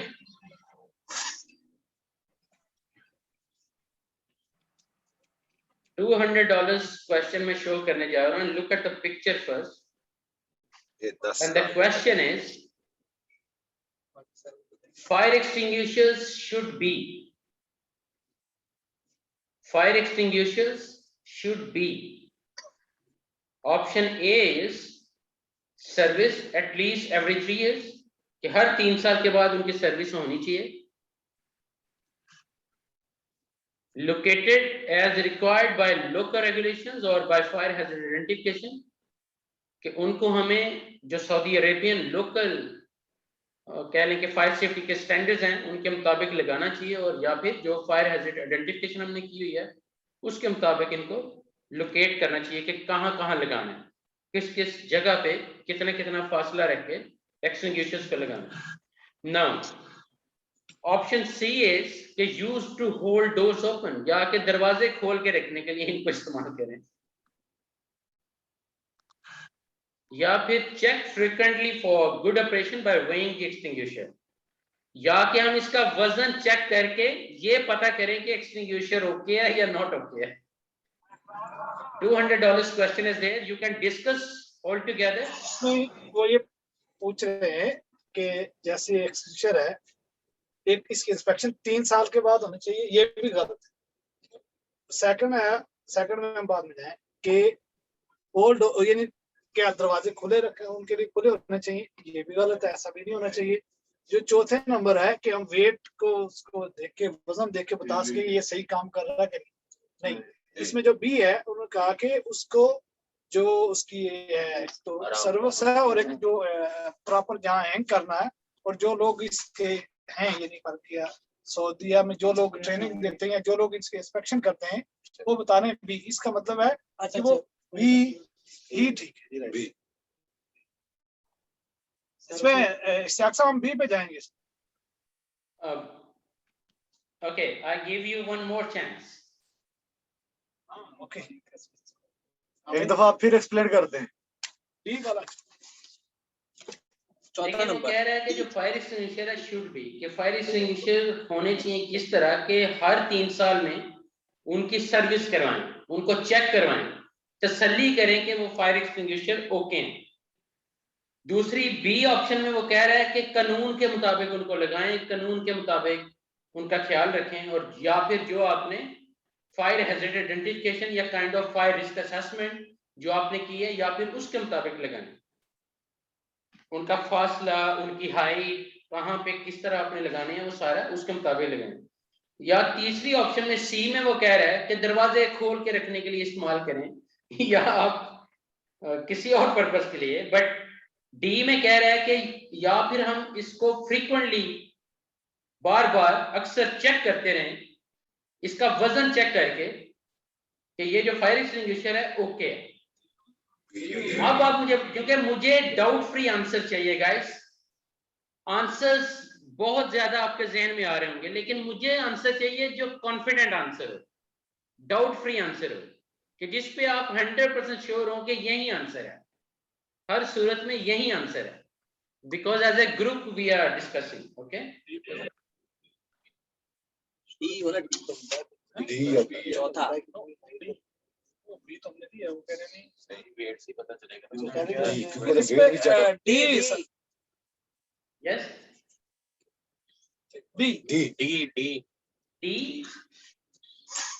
D for deck और B for best? B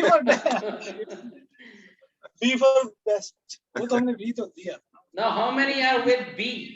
B for best. Just raise up your hand कि जी आपका answer B है। अपना answer बताएं। मेरा D है। D B वाले सिर्फ एक ही साहब हैं? नहीं, टू हैं। दो इस साइड पे हैं, दो इस साइड पे हैं, दो इस साइड पे। ठीक है। Okay ठीक है, दो guys, let's ठीक not put more time here, but B is the right answer. B for best, माशाल्लाह, excellent. Because पहले हमारी जो जिम्मेदारी है वो है लोकल लॉज पे अमल करना, कि हम सऊदी अरेबिया में रहते हैं और सऊदी अरेबिया के लॉज को हम वायलेट नहीं कर सकते। अगर हम उनको वायलेट करेंगे तो इंटरनेशनल लॉज की तो वैल्यू न रह गई, क्योंकि लोकल घर के जो हमारे असूल हैं उनकी हम इज्जत नहीं कर रहे और बाहर के असूलों को क्या करेंगे। So that is why we have to manage them as per local regulations first of all. Excellent, master. Now $300 question is there.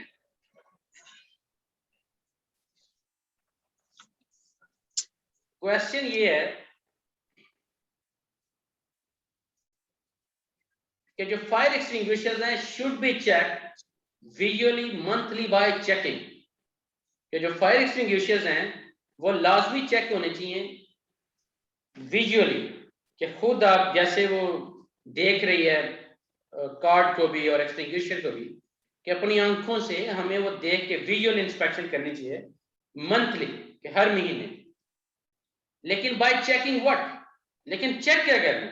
Option A है कि पहले तो देखें कि extinguishers are located and stored correctly according to the local law. पहले तो ये check करें कि लोकल लॉ के मुताबिक, सिविल डिफेंस के लॉज के मुताबिक, सऊदी अरामको का जो एफपीडी फायर प्रोटेक्शन डिवीजन है उसके मुताबिक, या एनएफपीए नेशनल फायर प्रोटेक्शन एसोसिएशन या एजेंसी जो यूएसए बेस्ड है, या उनके मुताबिक, या सेकंड ऑप्शन कह रहा है कि pressure gauge were fitted needle is in the green zone, कि जो प्रेशर गेज लगी हुई है उसके अंदर एक नीडल है, अगर वो रेड जोन में है या ग्रीन जोन में है हमने वेरीफाई करना। अगर रेड में है मींस कि हम उसको यूज नहीं कर सकते, we have to refill, it's not good to use.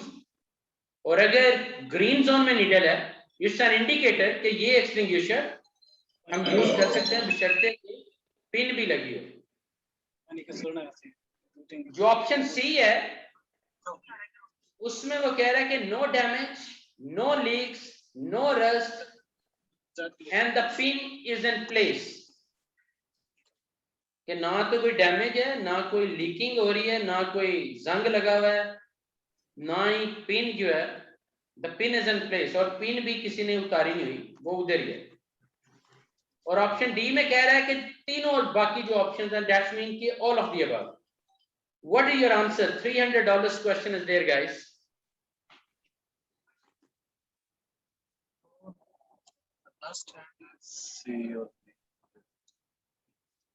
$300 question. B best. नहीं, एक मिनट रुको तो सही। He said discuss. हाँ। डिस्कस मेरा ऑप्शन बी है। कि आपका आंसर वो डाउट फ्री एक सेकंड वो ये कह रहे हैं कि जब हम इसको देखें, फॉर एग्जांपल एक तो ये कि लॉ जो इधर का लोकल लॉ जैसे, ठीक है, दूसरा उसमें ग्रीन और रेड का होता है फॉर एग्जांपल ना, तो मोस्टली हम ग्रीन पे देखते हैं कि ग्रीन पे रहता है तो इट्स ओके। और उसमें वो कह रहे हैं कि इसमें कोई डैमेज लीक या वो तो नहीं है, ठीक है। और तीसरा कह रहा है ऑल ऑफ द अबव, क्या मतलब तीनों? ये सारी ऑप्शन ही सही है। हाँ तीन। प्रेशर गेज भी ओके होनी चाहिए, उसके बाद डैमेज भी नहीं होना चाहिए, लीक भी नहीं होना चाहिए। ठीक है, डैमेज होएगा तो रेड एंड लीकेज ग्रीन तो भी पता वो लग भी जाएगा सही है। प्रेशर। तो the pin is in place, के पिन भी उसकी लगी ये हुई है। तीनों डी तीनों ही ठीक है। डी ओके करेक्ट माशाल्लाह एक्सेलेंट एक्सेलेंट। ये देख लें बेनिफिट पता है कैसे मिल रहा है, एज ए टीम बेनिफिट मिल रहा है। अदरवाइज किसी ने किसी आंसर के साथ जाना था, किसी ने कोई लेफ्ट जा रहा होगा, कोई राइट जा रहा होगा, बिकॉज और ये you are giving answer as a memorise भी हो टीम, जाता है। तो गलती के चांसेस आपको खत्म करते जा रहे हो माशाल्लाह।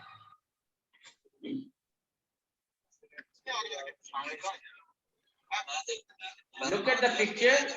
$500 question is there. Question number 4. इसमें वो कह रहा है कि जो फायर होजेस हैं, फायर होजेस शुड बी, जो फायर होजेस हैं वो कहता है होनी चाहिए किस तरह कि चेक फॉर ऑपरेशन रेगुलरली, कि हमें अक्सर इनको रेगुलरली चेक करते रहना चाहिए कि ये ऑपरेशनल है, कि मतलब खोल इनको आसानी से खोला भी जा सकता है, वाटर खोल के भी हम चेक कर रहे हैं कि कोई प्रॉब्लम नहीं है इनमें, कि रेगुलरली ऑपरेशनली ओके हैं। फिर कह रहे हैं कि cap neatly rolled up and ready for fire, और इनकी जो रोलिंग गैप है वो बिल्कुल एक्यूरेट स्टैंडर्ड के मुताबिक है और सही इस तरह रोल अप किया गया कि आराम से ये खुल भी जाए, क्योंकि ये लंबाई में काफी लंबी रील होती है जो होज रील फायर होजेस हैं। तो मेक श्योर कि ये जब मतलब जहां भी हमने आग बुझानी है तो ये थोड़ा खुलने में हमें प्रॉब्लम ना करे। Use for housing down the factory, और हम इसे साइड या फैक्ट्री धोने के लिए इस्तेमाल ना करें, या इनको हम यूज करते हैं धोने के लिए, या both A and B. What is your answer? $500 question is there. अच्छा इसमें क्या है, वो कहते जो फायर का जो है ना, पाइप का जो रोल हुआ होता है, चेक बाय ऑपरेशन, उसको चेक करते रहे वक्तन फक्तन आया ये ऑपरेशन में है। पृथ्वी fire roll see the pipe in the picture, they question us check for operation regularly. It's meaning you will check every second day, third day, regularly check. Okay. Another is kept nearly roll up nearby. It's availability near to fire. Which place fire is you put on nearby fire. This is a question. Okay. ठीक है, इसमें वो कह रहे हैं कि ए and B आपका क्या हो सकता है कि ए एंड बी, मेरे ख्याल में ए एंड बी जो है ना ये दोनों ठीक है। आप क्या कहते हो? ये ठीक है, ए रेगुलर चेक करके रखना वही ना, उसमें बी भी वो कि आग के उसके दोनों हो सकता है। यानी आग का जो पाइप है ना, पाइप यानी आपकी जगह पहुंच जाए, अगर 30 मीटर का पाइप है यानी इस तरह डिस्टेंस में हो कि ready for a pipe, ready for a fire, और एक पोजीशन में रखा हो कि खुल जाइए ना वो डी पे जाएंगे जी। करेक्ट माशाल्लाह, excellent, D for duck, excellent, great teamwork mashallah. Now look at the picture and the question is fire alarms are option 1 में कह रहा है कि चेक फॉर ऑपरेशन रेगुलरली, कि इन्हें भी रेगुलर चेक करते रहना चाहिए, indicated by signage and colour, कि साइनेज को यूज करें और कलर को, के लफ्जों का इस्तेमाल कम करें, कि ज्यादा साइनेज यूज करें और कलर यूज करें। या फिर कहता है कि installed in accordance with local regulations and must be in high risk areas, कि या इनको जो लोकल रेगुलेशंस हैं जो सऊदी गवर्नमेंट ने बनाए हैं सिविल डिफेंस के जरिए या मुख्तलिफ डिपार्टमेंट के जरिए, उनके मुताबिक यूज करें, लेकिन हाई रिस्क एरियाज में, जो हाई रिस्क एरियाज हैं सिर्फ वहां इस्तेमाल करें, या फिर ऑल ऑफ द अबव। ये तीनों ही ऑप्शंस ठीक है। उसमें क्या है वो बता रहे हैं, चेक ऑपरेशन, उसमें भी वो ये कह रहे हैं कि जो फायर अलार्म है आप चेक करते रहे, इंस्पेक्शन होती है कि ये काम भी कर रहा है कि नहीं, ये ना फायर भी हो और वो काम भी ना करे, हमें कैसा पता लगेगा। दूसरा, इसका indicated by the sign and colour, कि उसके मुख्तलिफ डिफरेंट जगह पे ये फायर के, या वो जैसे हम लगाते हैं कि इसकी जो लाइट होती है उसका रंग का पता चल जाएगा ना, जी, उससे भी उसका देख सकते कलर हैं। चेंज करता है। अगर ग्रीन है तो वो नॉर्मली का, जब वो रेड पे वो ब्लिंकिंग कलर समथिंग की कुछ ना कहीं प्रॉब्लम है। फिर वो दूसरा कह रहे हैं install in accordance with local regular, कि उनको Regulations and must be install in high risk areas. उस ज्यादा डेंजरस एरिया में, वो जहाँ आपका ज्यादा खतरनाक एरिया जहाँ पे चांस होता है आपका, और जैसे कि आपको हमारे या सऊदी गवर्नमेंट है या वो हमें बताएंगे या चीज आप करें, ओके ये भी ठीक है। तो इसका मतलब है डी कि हम ये सब चीजों को हम फॉलो करें, इन सब चीजों को हम देखें। हम डी पे जाएंगे। Excellent, Marshall. Excellent. Is the right answer. Thank you. Brilliant, guys. Round 1 is well done. So now round 2 is going to be started. Again, 5 questions होंगे round 2 में. And I'm expecting the same result, inshallah. अब देखें तो word है emergency training, और question ये है कि जो बेसिक इमरजेंसी एक्शन प्लानिंग है should be in place, what should this not cover. कि जो बेसिक इमरजेंसी एक्शन, क्योंकि फायर एक इमरजेंसी है ना, तो कह रहा है कि जो आपका इमरजेंसी एक्शन प्लान है उसमें ये चीजें तो होनी चाहिए, लेकिन एक चीज ऐसी है वो नहीं होनी चाहिए। मतलब 4 ऑप्शन में से एक चीज ऐसी है, वो कह रहा है कि आपकी इमरजेंसी प्लानिंग में नहीं होनी चाहिए, you can ignore it.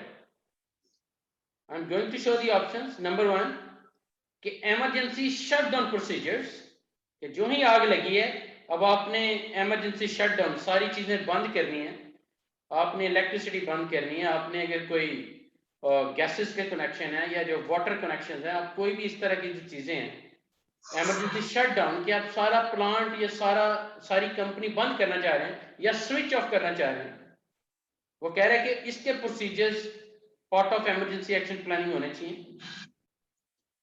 Option B में कह रहा है कि जो shift roster coverage for illness, या बीमारी को जो शिफ्ट रोस्टर कवरेज है बीमारी के लिए, वो लाजमी एक्शन प्लानिंग में होनी चाहिए। या कह रहे हैं जो प्राइमरी सेकेंडरी एग्जिट रूट्स हैं, कि जो हमारी इमरजेंसी एक्शन प्लानिंग है उसमें हमें ये भी प्लान करना चाहिए कि कितने मस्टर पॉइंट्स हैं, असेंबली पॉइंट्स हैं, और कहां कहां किसने जाना है in case of fire emergency या in case of any emergency, कि असेंबली एरियाज कहां पे और कौन कौन से रूट से, वो रूट्स कौन से हैं जो इन्होंने यूज करने हैं, कि primary and secondary exit routes, या वो कह रहा है कि असेंबली एरियाज। अब इन चारों में से कोई एक है, वो कह रहा है कि shouldn't be part of our emergency action planning, कि वो जो पॉइंट है वो इग्नोरेबल है, नेग्लिजिबल है, वो कौन सा होगा इन चारों में से? Can you please explain the option B? Understand कर लें, and I am waiting for your answer. Option B explain करेंगे, shift roster coverage for illness. ये जहां पे मतलब कवरेज है कि जी आप इस तरह कवर करें कि कोई भी बंदा बीमार ना हो ना, कि आपके पास इस तरह की प्लानिंग हो इमरजेंसी में कि कोई बंदा भी अगर बीमार हुआ है तो आप उसे इमीडिएटली इमरजेंसी रिस्पांस दे सकते हो, हॉस्पिटल लेके जा सकते हो, फर्स्ट एड दे सकते हो, कि उसे आप ट्रीट कर सकते हो। वो क्या कह रहे हैं कि इसमें emergency action planning be in place, what should this is not cover, यानी इन चारों में हम क्या ना करें तो वो एक चीज नहीं होनी चाहिए, बाकी 3 ठीक है। उसमें कह रहे हैं कि वो सब चीजें बंद कर दें, इमरजेंसी शटडाउन यानी हर चीज को बंद, गैस की सप्लाई, पानी, डोर, ये चीजें बंद कर दें। दूसरा वो shift the roster coverage for ठीक है, ये भी होगा। अच्छा, प्राइमरी सेकेंडरी एग्जिट, और उसमें एग्जिट जो है एग्जिट साइन होते हैं, एग्जिट रास्ते खुले रहने, क्या बंद कर दें तो वो खुले रहे एग्जिट एरिया। और असेंबली एरिया तो मस्ट भी जब आग लगती है, तो इसमें मेरे ख्याल ए प्लान क्या कहते हैं, क्यों ए कि हम ये सब चीजों को बंद नहीं कर सकते, अगर पानी भी चाहिए फायर के लिए जो बंदे को ठीक है, आग लगी है तो डोर तो बंद नहीं कर सकते या सारा कुछ। इसमें सर हम प्लान ए पे जाएंगे, एक को नहीं होना चाहिए। नहीं, दोबारा क्वेश्चन को दोबारा समझे कि basic emergency planning should be in place, what should this not cover, कि उस प्लानिंग में ये वाला पॉइंट सोचने की जरूरत नहीं। अच्छा, सोचने की जरूरत, अच्छा अच्छा।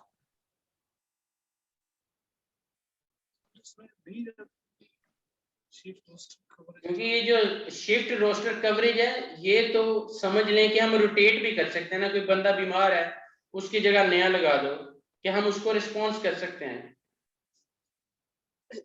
सॉरी, हम भला क्या समझे, हम ये समझे कि जो शिफ्ट रोस्टर कवरेज है, सॉरी मिसअंडरस्टैंडिंग हुई इसलिए कि हम जो बंदा जिसको आग लगी है, जो डैमेज हो गया है नहीं, तो उसको वो तो क्योंकि मस्ट होगा ना, वो तो फिर विक्टिम बन जाएगा ना, वो तो अफेक्टेड पर्सन है कि जिसको आग लगी हुई है।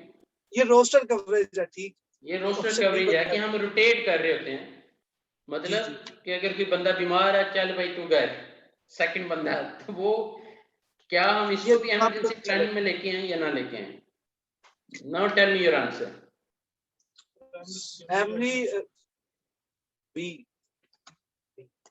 क्योंकि ना भी होगा तो चलेगा, क्योंकि okay, so you are going with B. Yes, correct, माशाल्लाह। उसकी रीजन है कि हम बाकी 3 पॉइंट्स इग्नोर नहीं कर सकते, बाकी 3 पॉइंट हम इमरजेंसी एक्शन प्लानिंग में इग्नोर नहीं कर सकते। हमने इमरजेंसी शॉर्टल प्रोसीजर्स भी लाजमी कंसिडर करने हैं, हमने प्राइमरी सेकेंडरी एग्जिट रूट्स भी बताने हैं, इसीलिए हम इवैक्यूएशन मैप प्लान होता है मेरे पास, इवैक्यूएशन मैप पूरी बिल्डिंग का, पूरी साइट का, इसीलिए हम फायर इवैक्यूएशन मैप बना रहे होते हैं, और उसमें हम असेंबली एरियाज भी हमने हाईलाइट करने हैं। इवन हम तो फायर एक्सटिंग्विशर भी उस पर हाईलाइट कर देते हैं, फर्स्ट एड बॉक्सेस भी हाईलाइट, इवन आई वॉशर तक भी हाईलाइट कर देते हैं कि वो कहां पे है, ताकि वो और प्रोडक्टिव हो जाए। Excellent, mashallah. The number 7 question is, look at the picture first. Heat, fuel and oxygen, that means meeting together, chemical reaction, and the fire is there. Now the question is, fire prevention processes do not include, जैसे मैंने बात ही यहां से हमने शुरू की थी कि prevention is better than cure, कि fire fighting, fire protection system से ज्यादा जरूरी है फायर प्रिवेंशन सिस्टम, कि आग लगने के चांसेस को कम कर दिया जाए, इससे अच्छी प्लानिंग हो ही कोई नहीं सकती।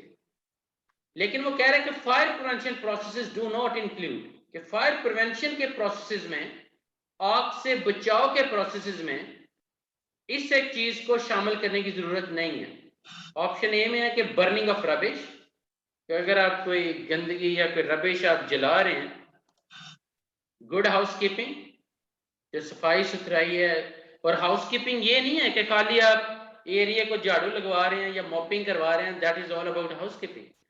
Housekeeping is a kind of a complete shop flow management, कि जिसमें हम मेक श्योर करेंगे कि हर चीज अपनी जगह पे है, अननेसेसरी चीजें नहीं आपने रखी हुई, स्टैंडर्डाइजेशन है, सेट एंड ऑर्डर है, आपने मेक श्योर करना है कि हर चीज शाइन कर रही है और सेफेस्ट वे में रखी हुई है। तो ये सारी की सारी, और हिडन एरियाज को भी आपने क्लीन किया है। तो हाउसकीपिंग एक बहुत बड़ा सब्जेक्ट है, इस पे अगर आप रिसर्च में जाएं तो हजारों बुक्स आपको मिलेंगी सिर्फ हाउसकीपिंग पे, इतना बड़ा सब्जेक्ट है ये।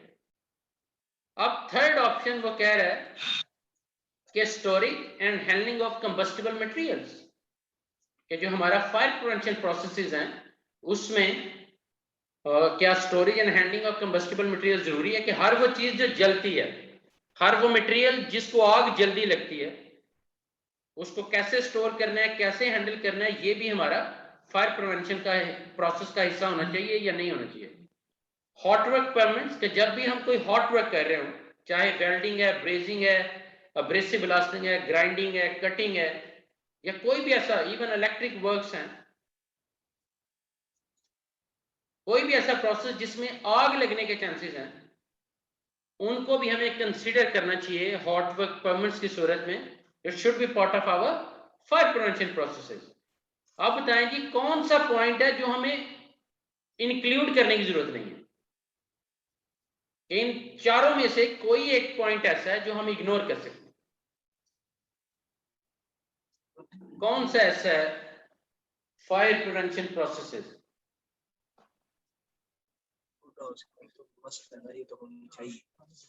$4,000 question number 7. Storage and handling of combustible materials. Combustible materials के वो मटेरियल जिनको आग जल्दी लगती है. तो आग ये तो मस्ट होना चाहिए ना फायर प्रिवेंशन में. Hot work permits welding like welding, brazing, cutting, grinding. अच्छा मुझे पूछता है अगर आग लगने फायर प्रोसेस अगर आग लगती है तो इसमें किस एक चीज को हम छोड़ सकते हैं? बर्निंग ऑफ रबिशिंग, इसका रबिश क्या है सर? इसमें पहले को जरा ये मैंने रैप अप कर दिया. ये अब रबिश है. ओके. अनवेस्ट मतलब वेस्ट. अगर मतलब बर्निंग ऑफ रबिश को इंक्लूड नहीं होना चाहिए. क्यों? क्योंकि ये तो होगी. इनके लिए क्लैपिंग बनती है जी माशाल्लाह. एक्सेलेंट. तो हम कौन सा पॉइंट इग्नोर कर सकते हैं? ए, बर्निंग ऑफ रबिश. और यही आंसर है माशाल्लाह. एक्सेलेंट. क्योंकि ये तो होगी क्योंकि हमने उसको बर्न आउट करना है. या हम डंप करेंगे या बर्न करेंगे, कुछ तो करना पड़ेगा उसके साथ. एक्सेलेंट माशाल्लाह. Okay, next question, $8,000 question is there. Look at the picture first. Question है जी, how often should fire evacuation practices be carried out for each shift to cover all employees? कि जो हमारी फायर evacuation drills हैं, कि हम map तो लगा देते हैं कि जी इधर से यहाँ पे फायर एग्जिट है, यहाँ पे फायर एक्सटिंग्विशर है, यहाँ पे फर्स्ट एड है. एरो भी लगा देते हैं कि इन केस ऑफ इमरजेंसी किस साइड से भाग के आपने कहाँ असेंबली एरिया में जाना है. वो असेंबली एरिया भी हम इस मैप पे बता देते हैं. लेकिन हम प्रैक्टिस कितनी बार करेंगे और कब करेंगे, ताकि उस पर अमल भी तो हो ना, खाली पेपर वर्क ही ना हो. कि इन केस ऑफ इमरजेंसी या नहीं भी इमरजेंसी गॉड फॉरबिड, तो हम खुद मतलब वो इमरजेंसी कंडीशन जैसे अलार्म बजा दें और देखें कि कौन बंदा किधर से असेंबली एरिया में आता है. क्या इस इवैक्यूएशन मैप को फॉलो करता है या नहीं करता? नहीं करेगा तो और इंसिडेंट होने के चांसेस बढ़ जाएंगे. लेकिन ये जो प्रैक्टिस है, ये जो ड्रिल है, ये जो इवैक्यूएशन ड्रिल है, ये कब होनी चाहिए? ऑप्शन ए है कि एवरी मंथ, कि हर महीने होनी चाहिए. ऑप्शन बी है कि साल में एक बार होनी चाहिए. ऑप्शन सी है कि 2 साल में एक बार होनी चाहिए. ओ सॉरी, 1 साल में 2 बार होनी चाहिए. या कि वंस अ ईयर, या फिर 1 साल में 1 बार होनी चाहिए, या एज पर लोकल रेगुलेशंस, या फिर जो लोकल रेगुलेशंस है उसके मुताबिक होनी चाहिए. इसमें वो ये पूछ रहे हैं जैसे कि फायर के लिए ना पूरी ड्राइंग लगी होती है, रूम में भी लगी होती है कि आपको अगर फायर हो तो आपने यहाँ से जाके इस जगह पे असेंबली पॉइंट में, जैसे हमने बाहर असेंबली पॉइंट अगर किसी फायर है तो वो लोग इधर आके इकट्ठे होंगे. तो उसके लिए वो पूछ रहे हैं महीने में 1 दफा होनी चाहिए, ड्रिल होनी चाहिए, ताकि हम खुद करें, ताकि लोग अवेयर हों. अगर आग लगती है तो वो भी उसी तरह उसको करें. साल में 1 दफा होनी चाहिए, तो साल में 2 दफा होनी चाहिए. फिर कह रहे हैं साल में 1 दफा हो या as per record the local, जैसे लोकल यहाँ का ला है तो मेरे ख्याल में डी, मंथली जैसे लोकल ला है तो इसमें हम डी पे जाएंगे जी. करेक्ट माशाल्लाह. एक्सेलेंट. और आप सब अपने ग्रुप के लिए क्लैपिंग कर सकते हैं क्योंकि 3000 से भी ऊपर ट्रेनिंग सेशंस में you are the only one give this answer. Otherwise ज्यादातर एवरी मंथ अपनी बात बता देते हैं. आप वीकली भी करें, आपकी अपनी चॉइस है ना. वो तो आपकी अपना डिसीजन है कि हमने जी हर हफ्ते ड्रिल करनी है, करें आप, लेकिन जो आंसर है वो क्या है कि as per local regulation. Excellent माशाल्लाह। अब नंबर 9 में $60,000 क्वेश्चन है। Look at the picture first. अब इसमें पूछ ये रहा है कि on the job specific health and safety training is required for all workers. कि जो ऑन द जॉब है, specific health and safety training is required for all the workers. कि ऑन द जॉब कि हर बंदे को जॉब के ऊपर उसके जॉब के मुताबिक हेल्थ एंड सेफ्टी की ट्रेनिंग हमें देनी चाहिए, लेकिन कब देनी चाहिए? 3 माह के अंदर अंदर कि बंदे को अभी रखा ही है, हायर ही किया है, तो 3 माह के अंदर अंदर ट्रेनिंग देंगे।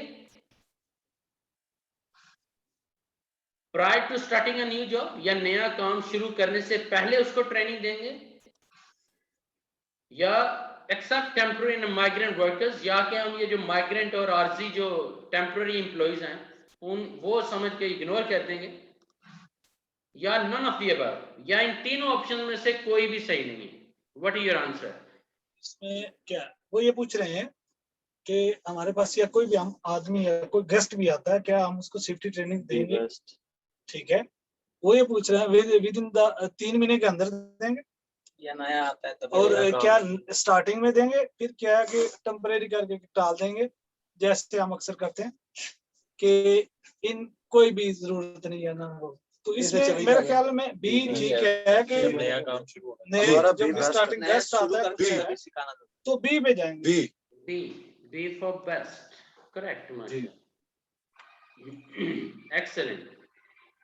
नाउ सेकंड राउंड का लास्ट क्वेश्चन नंबर 10 है, $32,000 question. Look at the picture first. Question is, if you see fire और smoke what should you do? अगर आप आग को देखें या कोई धुआं देखें आप, तो आपको क्या करना चाहिए? ऑप्शन दिखाने से पहले लेट्स डिस्कस। जी बताएं, आप अगर आग को देखें या धुआं देखें तो क्या होगा आपका पहला एक्शन, क्या करेंगे? सबसे पहले देखेंगे आग छोटी सी चीज को लगी है, बड़ी आग है जिसको बुझाने की जरूरत है। दैट मींस इवैल्यूएट करेंगे, सिचुएशन को एनालाइज करेंगे। ओके, एक्सीलेंट माशाल्लाह। जी, उसके बाद देखेंगे क्योंकि सिलेंडर वगैरह आग बुझाने के लिए उसको लेके तो फिर बुझाएंगे, उसको जरूरत है ताकि वो फैले ना नजदीक से उसको। अगर आप ट्रेंड हो उसके लिए और ऑथोराइज हो, अदरवाइज आपका यही बहुत बड़ा एहसान होगा कि आप खुद को बचा दें। सही, ये भी आपकी बहुत बड़ी नेकी होगी कंपनी के ऊपर कि आप खुद असेंबली एरिया में पहुंच जाएं, अगर अल्लाह ने करे भी ऐसी इमरजेंसी सिचुएशन बन जाए। अदरवाइज अगर आप फायर फाइटर हैं, फायर अलार्म बजाएंगे ना हम फिर, अगर हमें नहीं फायर फाइटिंग आती तो। अब ये ऑप्शंस आने लगी हैं, तो ऑप्शन ए में है कि panic, run out of the building as fast as you can, कि परेशान हो जाओ और बिल्डिंग से भाग जाओ as fast as you can, जितना भी तेजी से आप जा सकते हो। ऑप्शन बी है कि रिमेन काम, सुकून में रहें, थोड़ा रिलैक्स रहें, alert warden, personally call fire services, खुद कॉल फायर सर्विसेज के लिए कॉल करें, लीव द बिल्डिंग, बिल्डिंग को छोड़ जाएं, wait at the front of the fire truck, और फायर ट्रक के सामने इंतजार करें। Option C is remain calm, rescue anyone if it's safe to do so, raise the alarm, close doors and windows, extinguish the fire with extinguishers or hoses। के option C में कह रहा है कि सुकून में रहें, रिलैक्स रहें, rescue anyone if you are authorized for, if you are trained for, के मदद करें, बचाएं किसी को जो भी विक्टिम है, safe to do so, raise the alarm, alarm बजाएं, close doors and windows, extinguish the fire with extinguisher और होसेस, या फिर आग बुझाएं एक्सटिंग्विशर्स के साथ या फायर होसेस के साथ। ऑप्शन डी है कि रिमेन काम and follow your business evacuation plan and assemble in the designated assembly area, कि काम कूल रहें और अपने बिजनेस इवैक्यूएशन प्लान को फॉलो करें और असेंबली एरिया में इकट्ठे हो जाएं। और ये जो क्वेश्चन है ये आम वर्कर्स के लिए है, not for the fire fighters. This question is not for the fire fighters, this question is for all the general employees. तो उनको क्या करना चाहिए? अगर आज आप देखते हो तो वहां देखते हो तो क्या करोगे आप लोग? उसको बताऊं फिर आगे। अच्छा, तो करो। उसमें फिर क्या है कि वो उन्होंने बताया panic and run out of the building. Tension ले और बिल्डिंग से बाहर निकल जाए जितना जल्दी हो सके।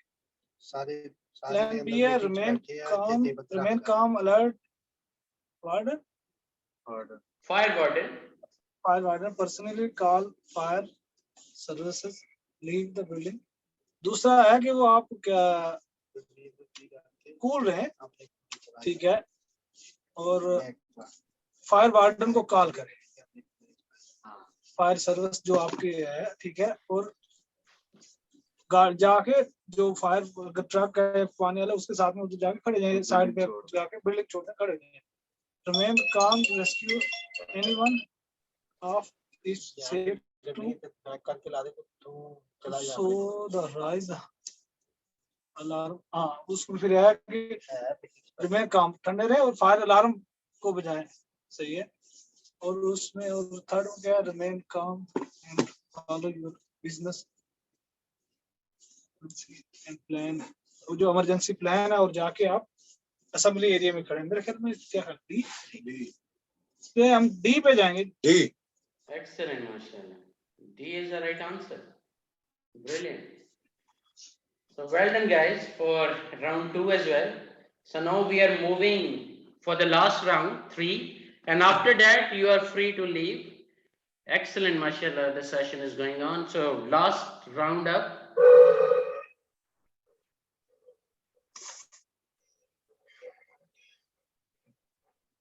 Question है कि the first step to fire, the first step to preventing a fire is a fire risk assessment. कि अगर हम आग से बचाव की तरकीबें लगाना चाहते हैं तो पहला स्टेप क्या है कि फायर रिस्क असेसमेंट करें, कि हर एरिया में जाएं, हर नुक एंड कॉर्नर, हर सिस्टम को वेरीफाई करें और वजह तलाश करें कि कहीं पे भी कोई वजह अगर आग लगने की उसको पहले ही दूर कर दें। कोई नंगी तार आपको नजर आ रही है, कोई ओवरलोडेड एक्सटेंशन नजर आ रही है, कोई ब्रेकर सही नहीं है, कोई वायर्स आपको लूज नजर आती हैं, जो भी आपको मसाइल नजर आते हैं वो वक्त से पहले रिस्क असेसमेंट के जरिए उनके कंट्रोल पहले प्लान कर लें। That's called proactive approach also. अब इसमें क्वेश्चन वो ये पूछ रहा है कि fire risk assessment should be carried out as part of your emergency planning, कि फायर इमरजेंसी प्लानिंग को डील करने के लिए आपको फायर रिस्क असेसमेंट जरूर करनी चाहिए। और उसका पहला स्टेप है कि आइडेंटिफाई द फायर हैजर्ड, कि पहला स्टेप ये है कि आप आग लगने की वजह पहले ही तलाश करें, कहीं पे भी आपको नजर आए उसे तलाश करें। Which are sources of ignition, जिनकी वजह से आग लग सकती है, या हीट पैदा हो सकती है या कोई स्पार्क पैदा हो सकता है, वो सारी वजह तलाश करें, वो फायर हैजर्ड्स तलाश करें। अब उसमें वो एग्जांपल्स दे रहा है कि उसमें नेकेड फ्लेम्स हैं, उसमें सिगरेट्स हैं, मैचेस हैं, पायलट लाइट्स हैं, गैस ऑयल हीटर्स हैं, गैस वेल्डिंग एंड कुकर्स हैं।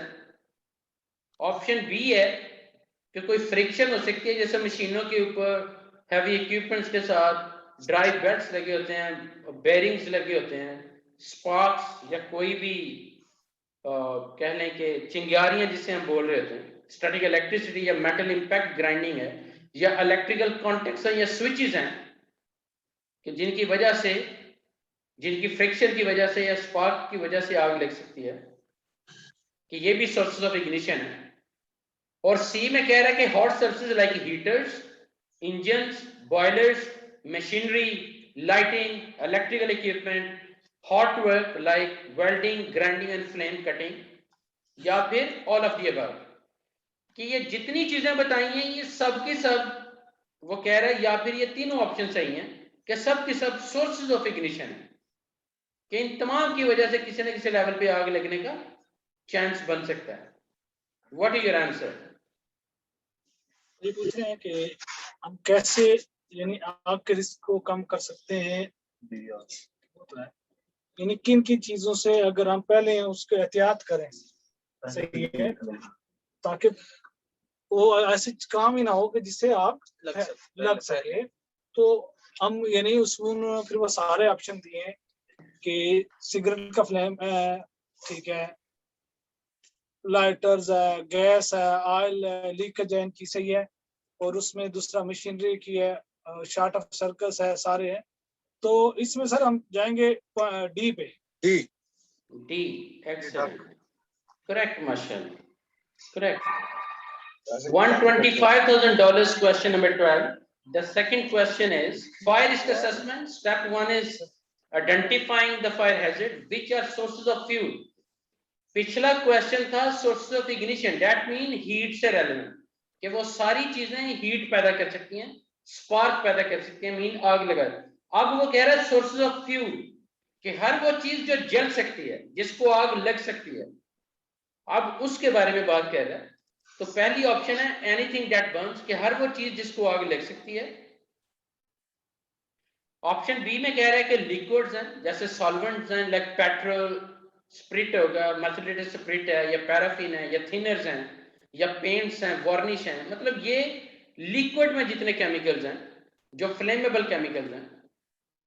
उसके बाद सॉलिड्स में कह रहा है कि टेक्सटाइल, मीन के कपड़ा, wood, paper, card, plastic, rubber, PU foam, इनको भी आग ऑफ कोर्स लग सकती है। या वो कह रहा है ऑल ऑफ द अबव, कि ये सारे सोर्सेज ऑफ फ्यूल हैं।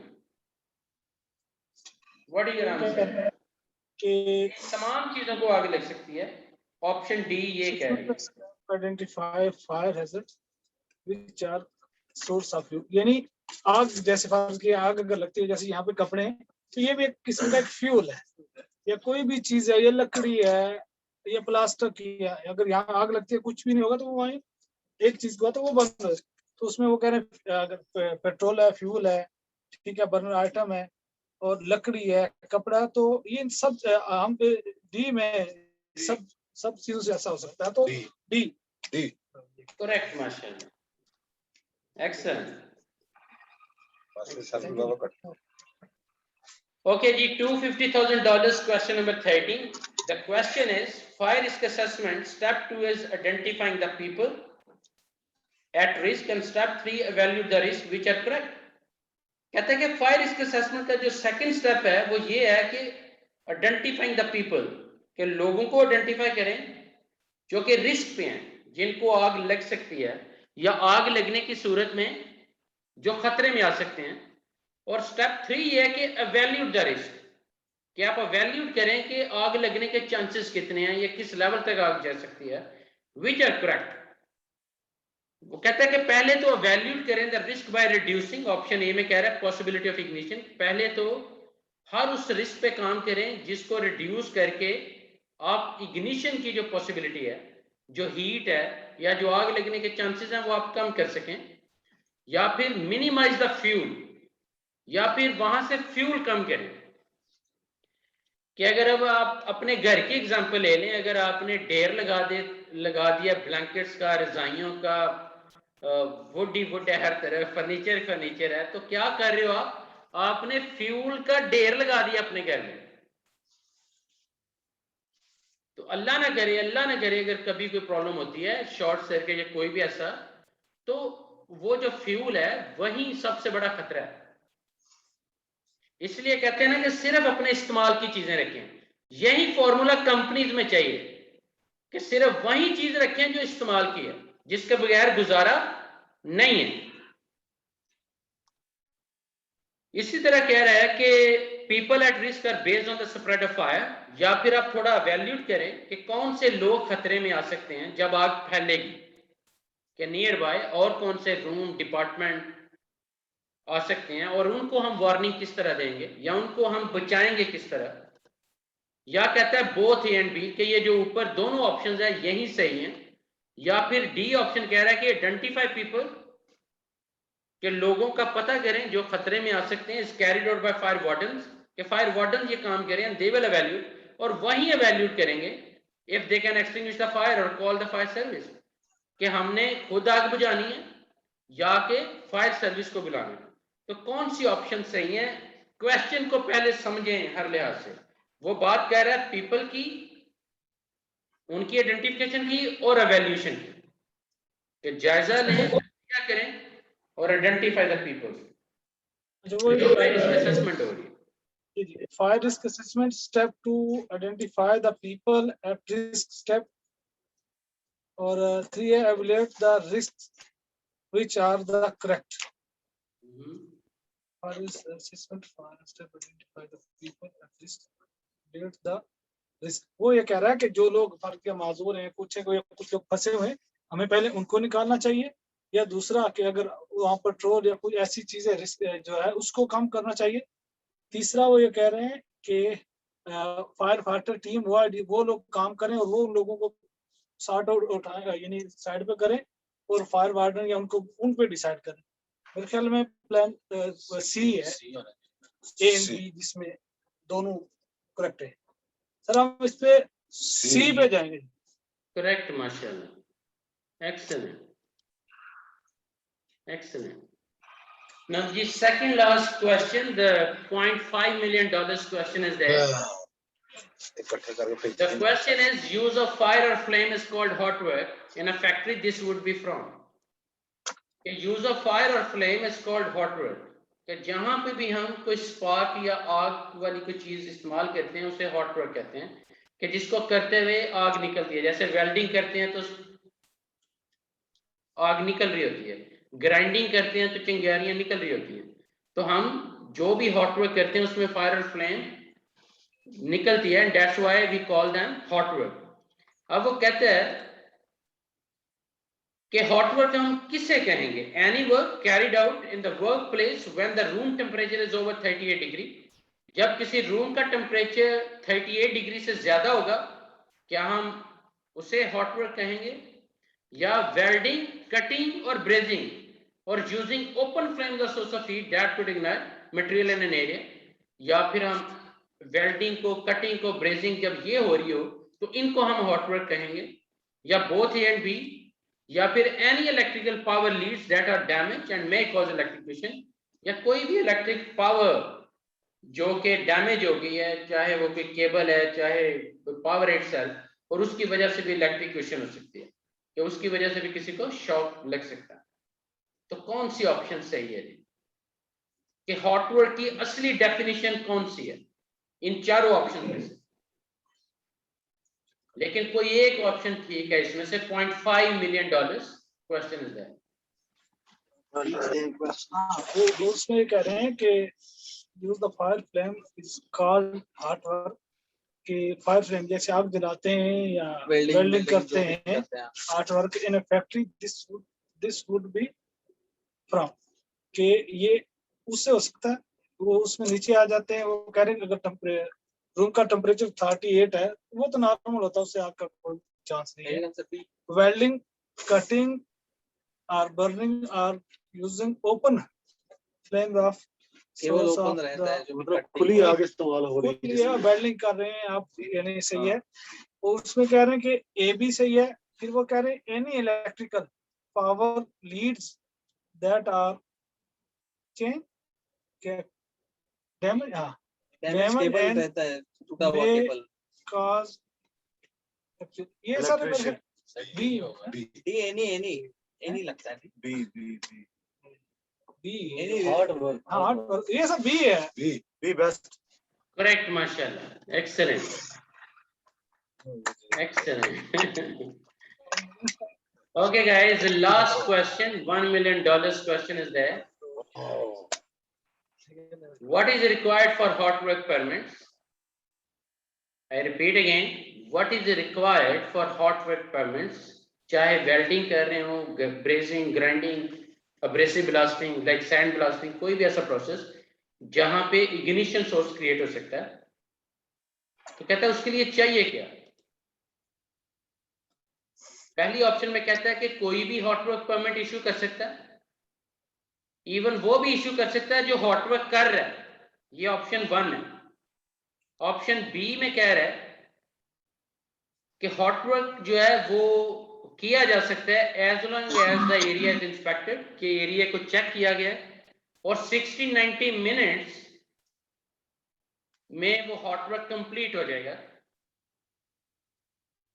या फिर जो हॉट वर्क परमिट है वो सिर्फ इश्यू करे एक ऑथोराइज्ड पर्सन जो कि असेसमेंट के बाद इश्यू करे, और इवन वो फ्लेमेबल जितनी भी चीजें हैं, मटेरियल्स हैं, उनको रिमूव करवाए वहां से, और मेक श्योर करे कि fire fighting equipment is available, fire watchers are available, क्योंकि hot work is going on, ताकि वो मॉनिटर कर सके, इंस्पेक्शन कर सके पोस्ट वर्क की। या फिर all of the above. $1 million question is there. वो ये वैसे होता है फील्ड के मतलब हमारा नहीं है, लेकिन फिर भी व्हाट इज उसके लिए वो कह रहे हैं कि आर्ट वर्क इशू करने के वेल्डिंग और उसके लिए किस चीज की जो है ना, anyone can issue a hot work permit, हर कोई तो नहीं इशू कर रहा है, including the person who are carrying out of the work, जो किसी ने काम किया ना। Hot work can proceed as a long long as the area is inspected 60 to 19 minutes after completion. ये सर इसमें हम सी पे जाएंगे। थर्ड ऑप्शन ब्रिलियंट, करेक्ट, माशाल्लाह, excellent. Please give us $1 million. वो बच्चे क्वेश्चन कर रहे हैं, जी जी कह रहे हैं 1 मिलियन तो जीत गए। ये मैं आपको बताऊं, मेरा एक सऊदी स्टूडेंट है और वो तो जिद पे आ गया जी, अब मुझे $1 million चाहिए, और साथ कहता है कि अगर $1 million मुझे मिल जाए तो कल से आप मुझे सऊदी अरेबिया में नहीं देखेंगे। और मैंने कहा कि इसी बुरी नीयत की वजह से तुम्हें नहीं मिलेगा इतनी जल्दी। तो क्योंकि ये जो नॉलेज है ये $1 million से भी ज्यादा है अगर आप फील करो, लेकिन आप वो फील नहीं करना चाहते, कोई बात नहीं, इसीलिए आपको $1 million नहीं मिलेगा इतनी जल्दी। तो आई होप कि ये जो नॉलेज है इसको यूज करते हुए आप कई $1 million कमाएंगे इंशाल्लाह। चलें जी, अल्लाह आपको सलामत रखे, और मुझे थोड़ा आइडिया दे दें कि आपकी अटेंडेंस आप किस तरह, आमिर साहब को भेज देंगे आप लिस्ट अपने इकामा आईडीज और ये वो, या फिर मेरा व्हाट्सएप नंबर यूज कर लें और हेलो हाय का मैसेज को भेज दें ताकि मैं भी जी नोट करवाएं। Just 1 minute.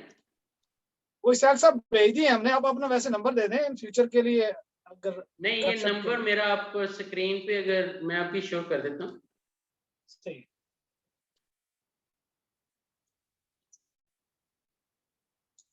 ये नंबर बॉटम पे लिखा हुआ है 009665989034339।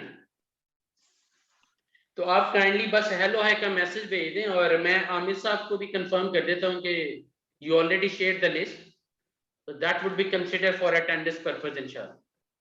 ओके सर, इससे आप सब बहुत मजा आया, अल्लाह आपको Thank you इससे very दे। और दूसरा सर, मेरा ख्याल आप इनाम साहब को जानते हैं? इनाम वो भी ट्रेनर, वो सेफ्टी ट्रेनर है ना, उसके एचईसी की उन्होंने। यार मेरे नेटवर्क में ना कम से कम सऊदी अरेबिया में 1100 ट्रेनर्स हैं। अच्छा अच्छा अच्छा। तो ये जो इनाम साहब है ये भी अब अगर आप बाय फेस हो सकता है मैं जानता हूँ, लेकिन बाय नहीं थोड़ा सा वो हो जाता है सर। जज़ाकल्लाह, बहुत शुक्रिया, बड़ा मजा आया आपके साथ, और thank you sir. Thank you very much, so nice of you and same here. Thank you very much for your great passion, learning passion and the patience I would say, क्योंकि जॉब करने के बाद, duty time के बाद इतनी देर बैठना ये मामूली बात नहीं है। Thank you very much. I'm pretty thankful for all of you. Thank you very much. अपना ख्याल रखिएगा जी। अल्लाह कामयाब।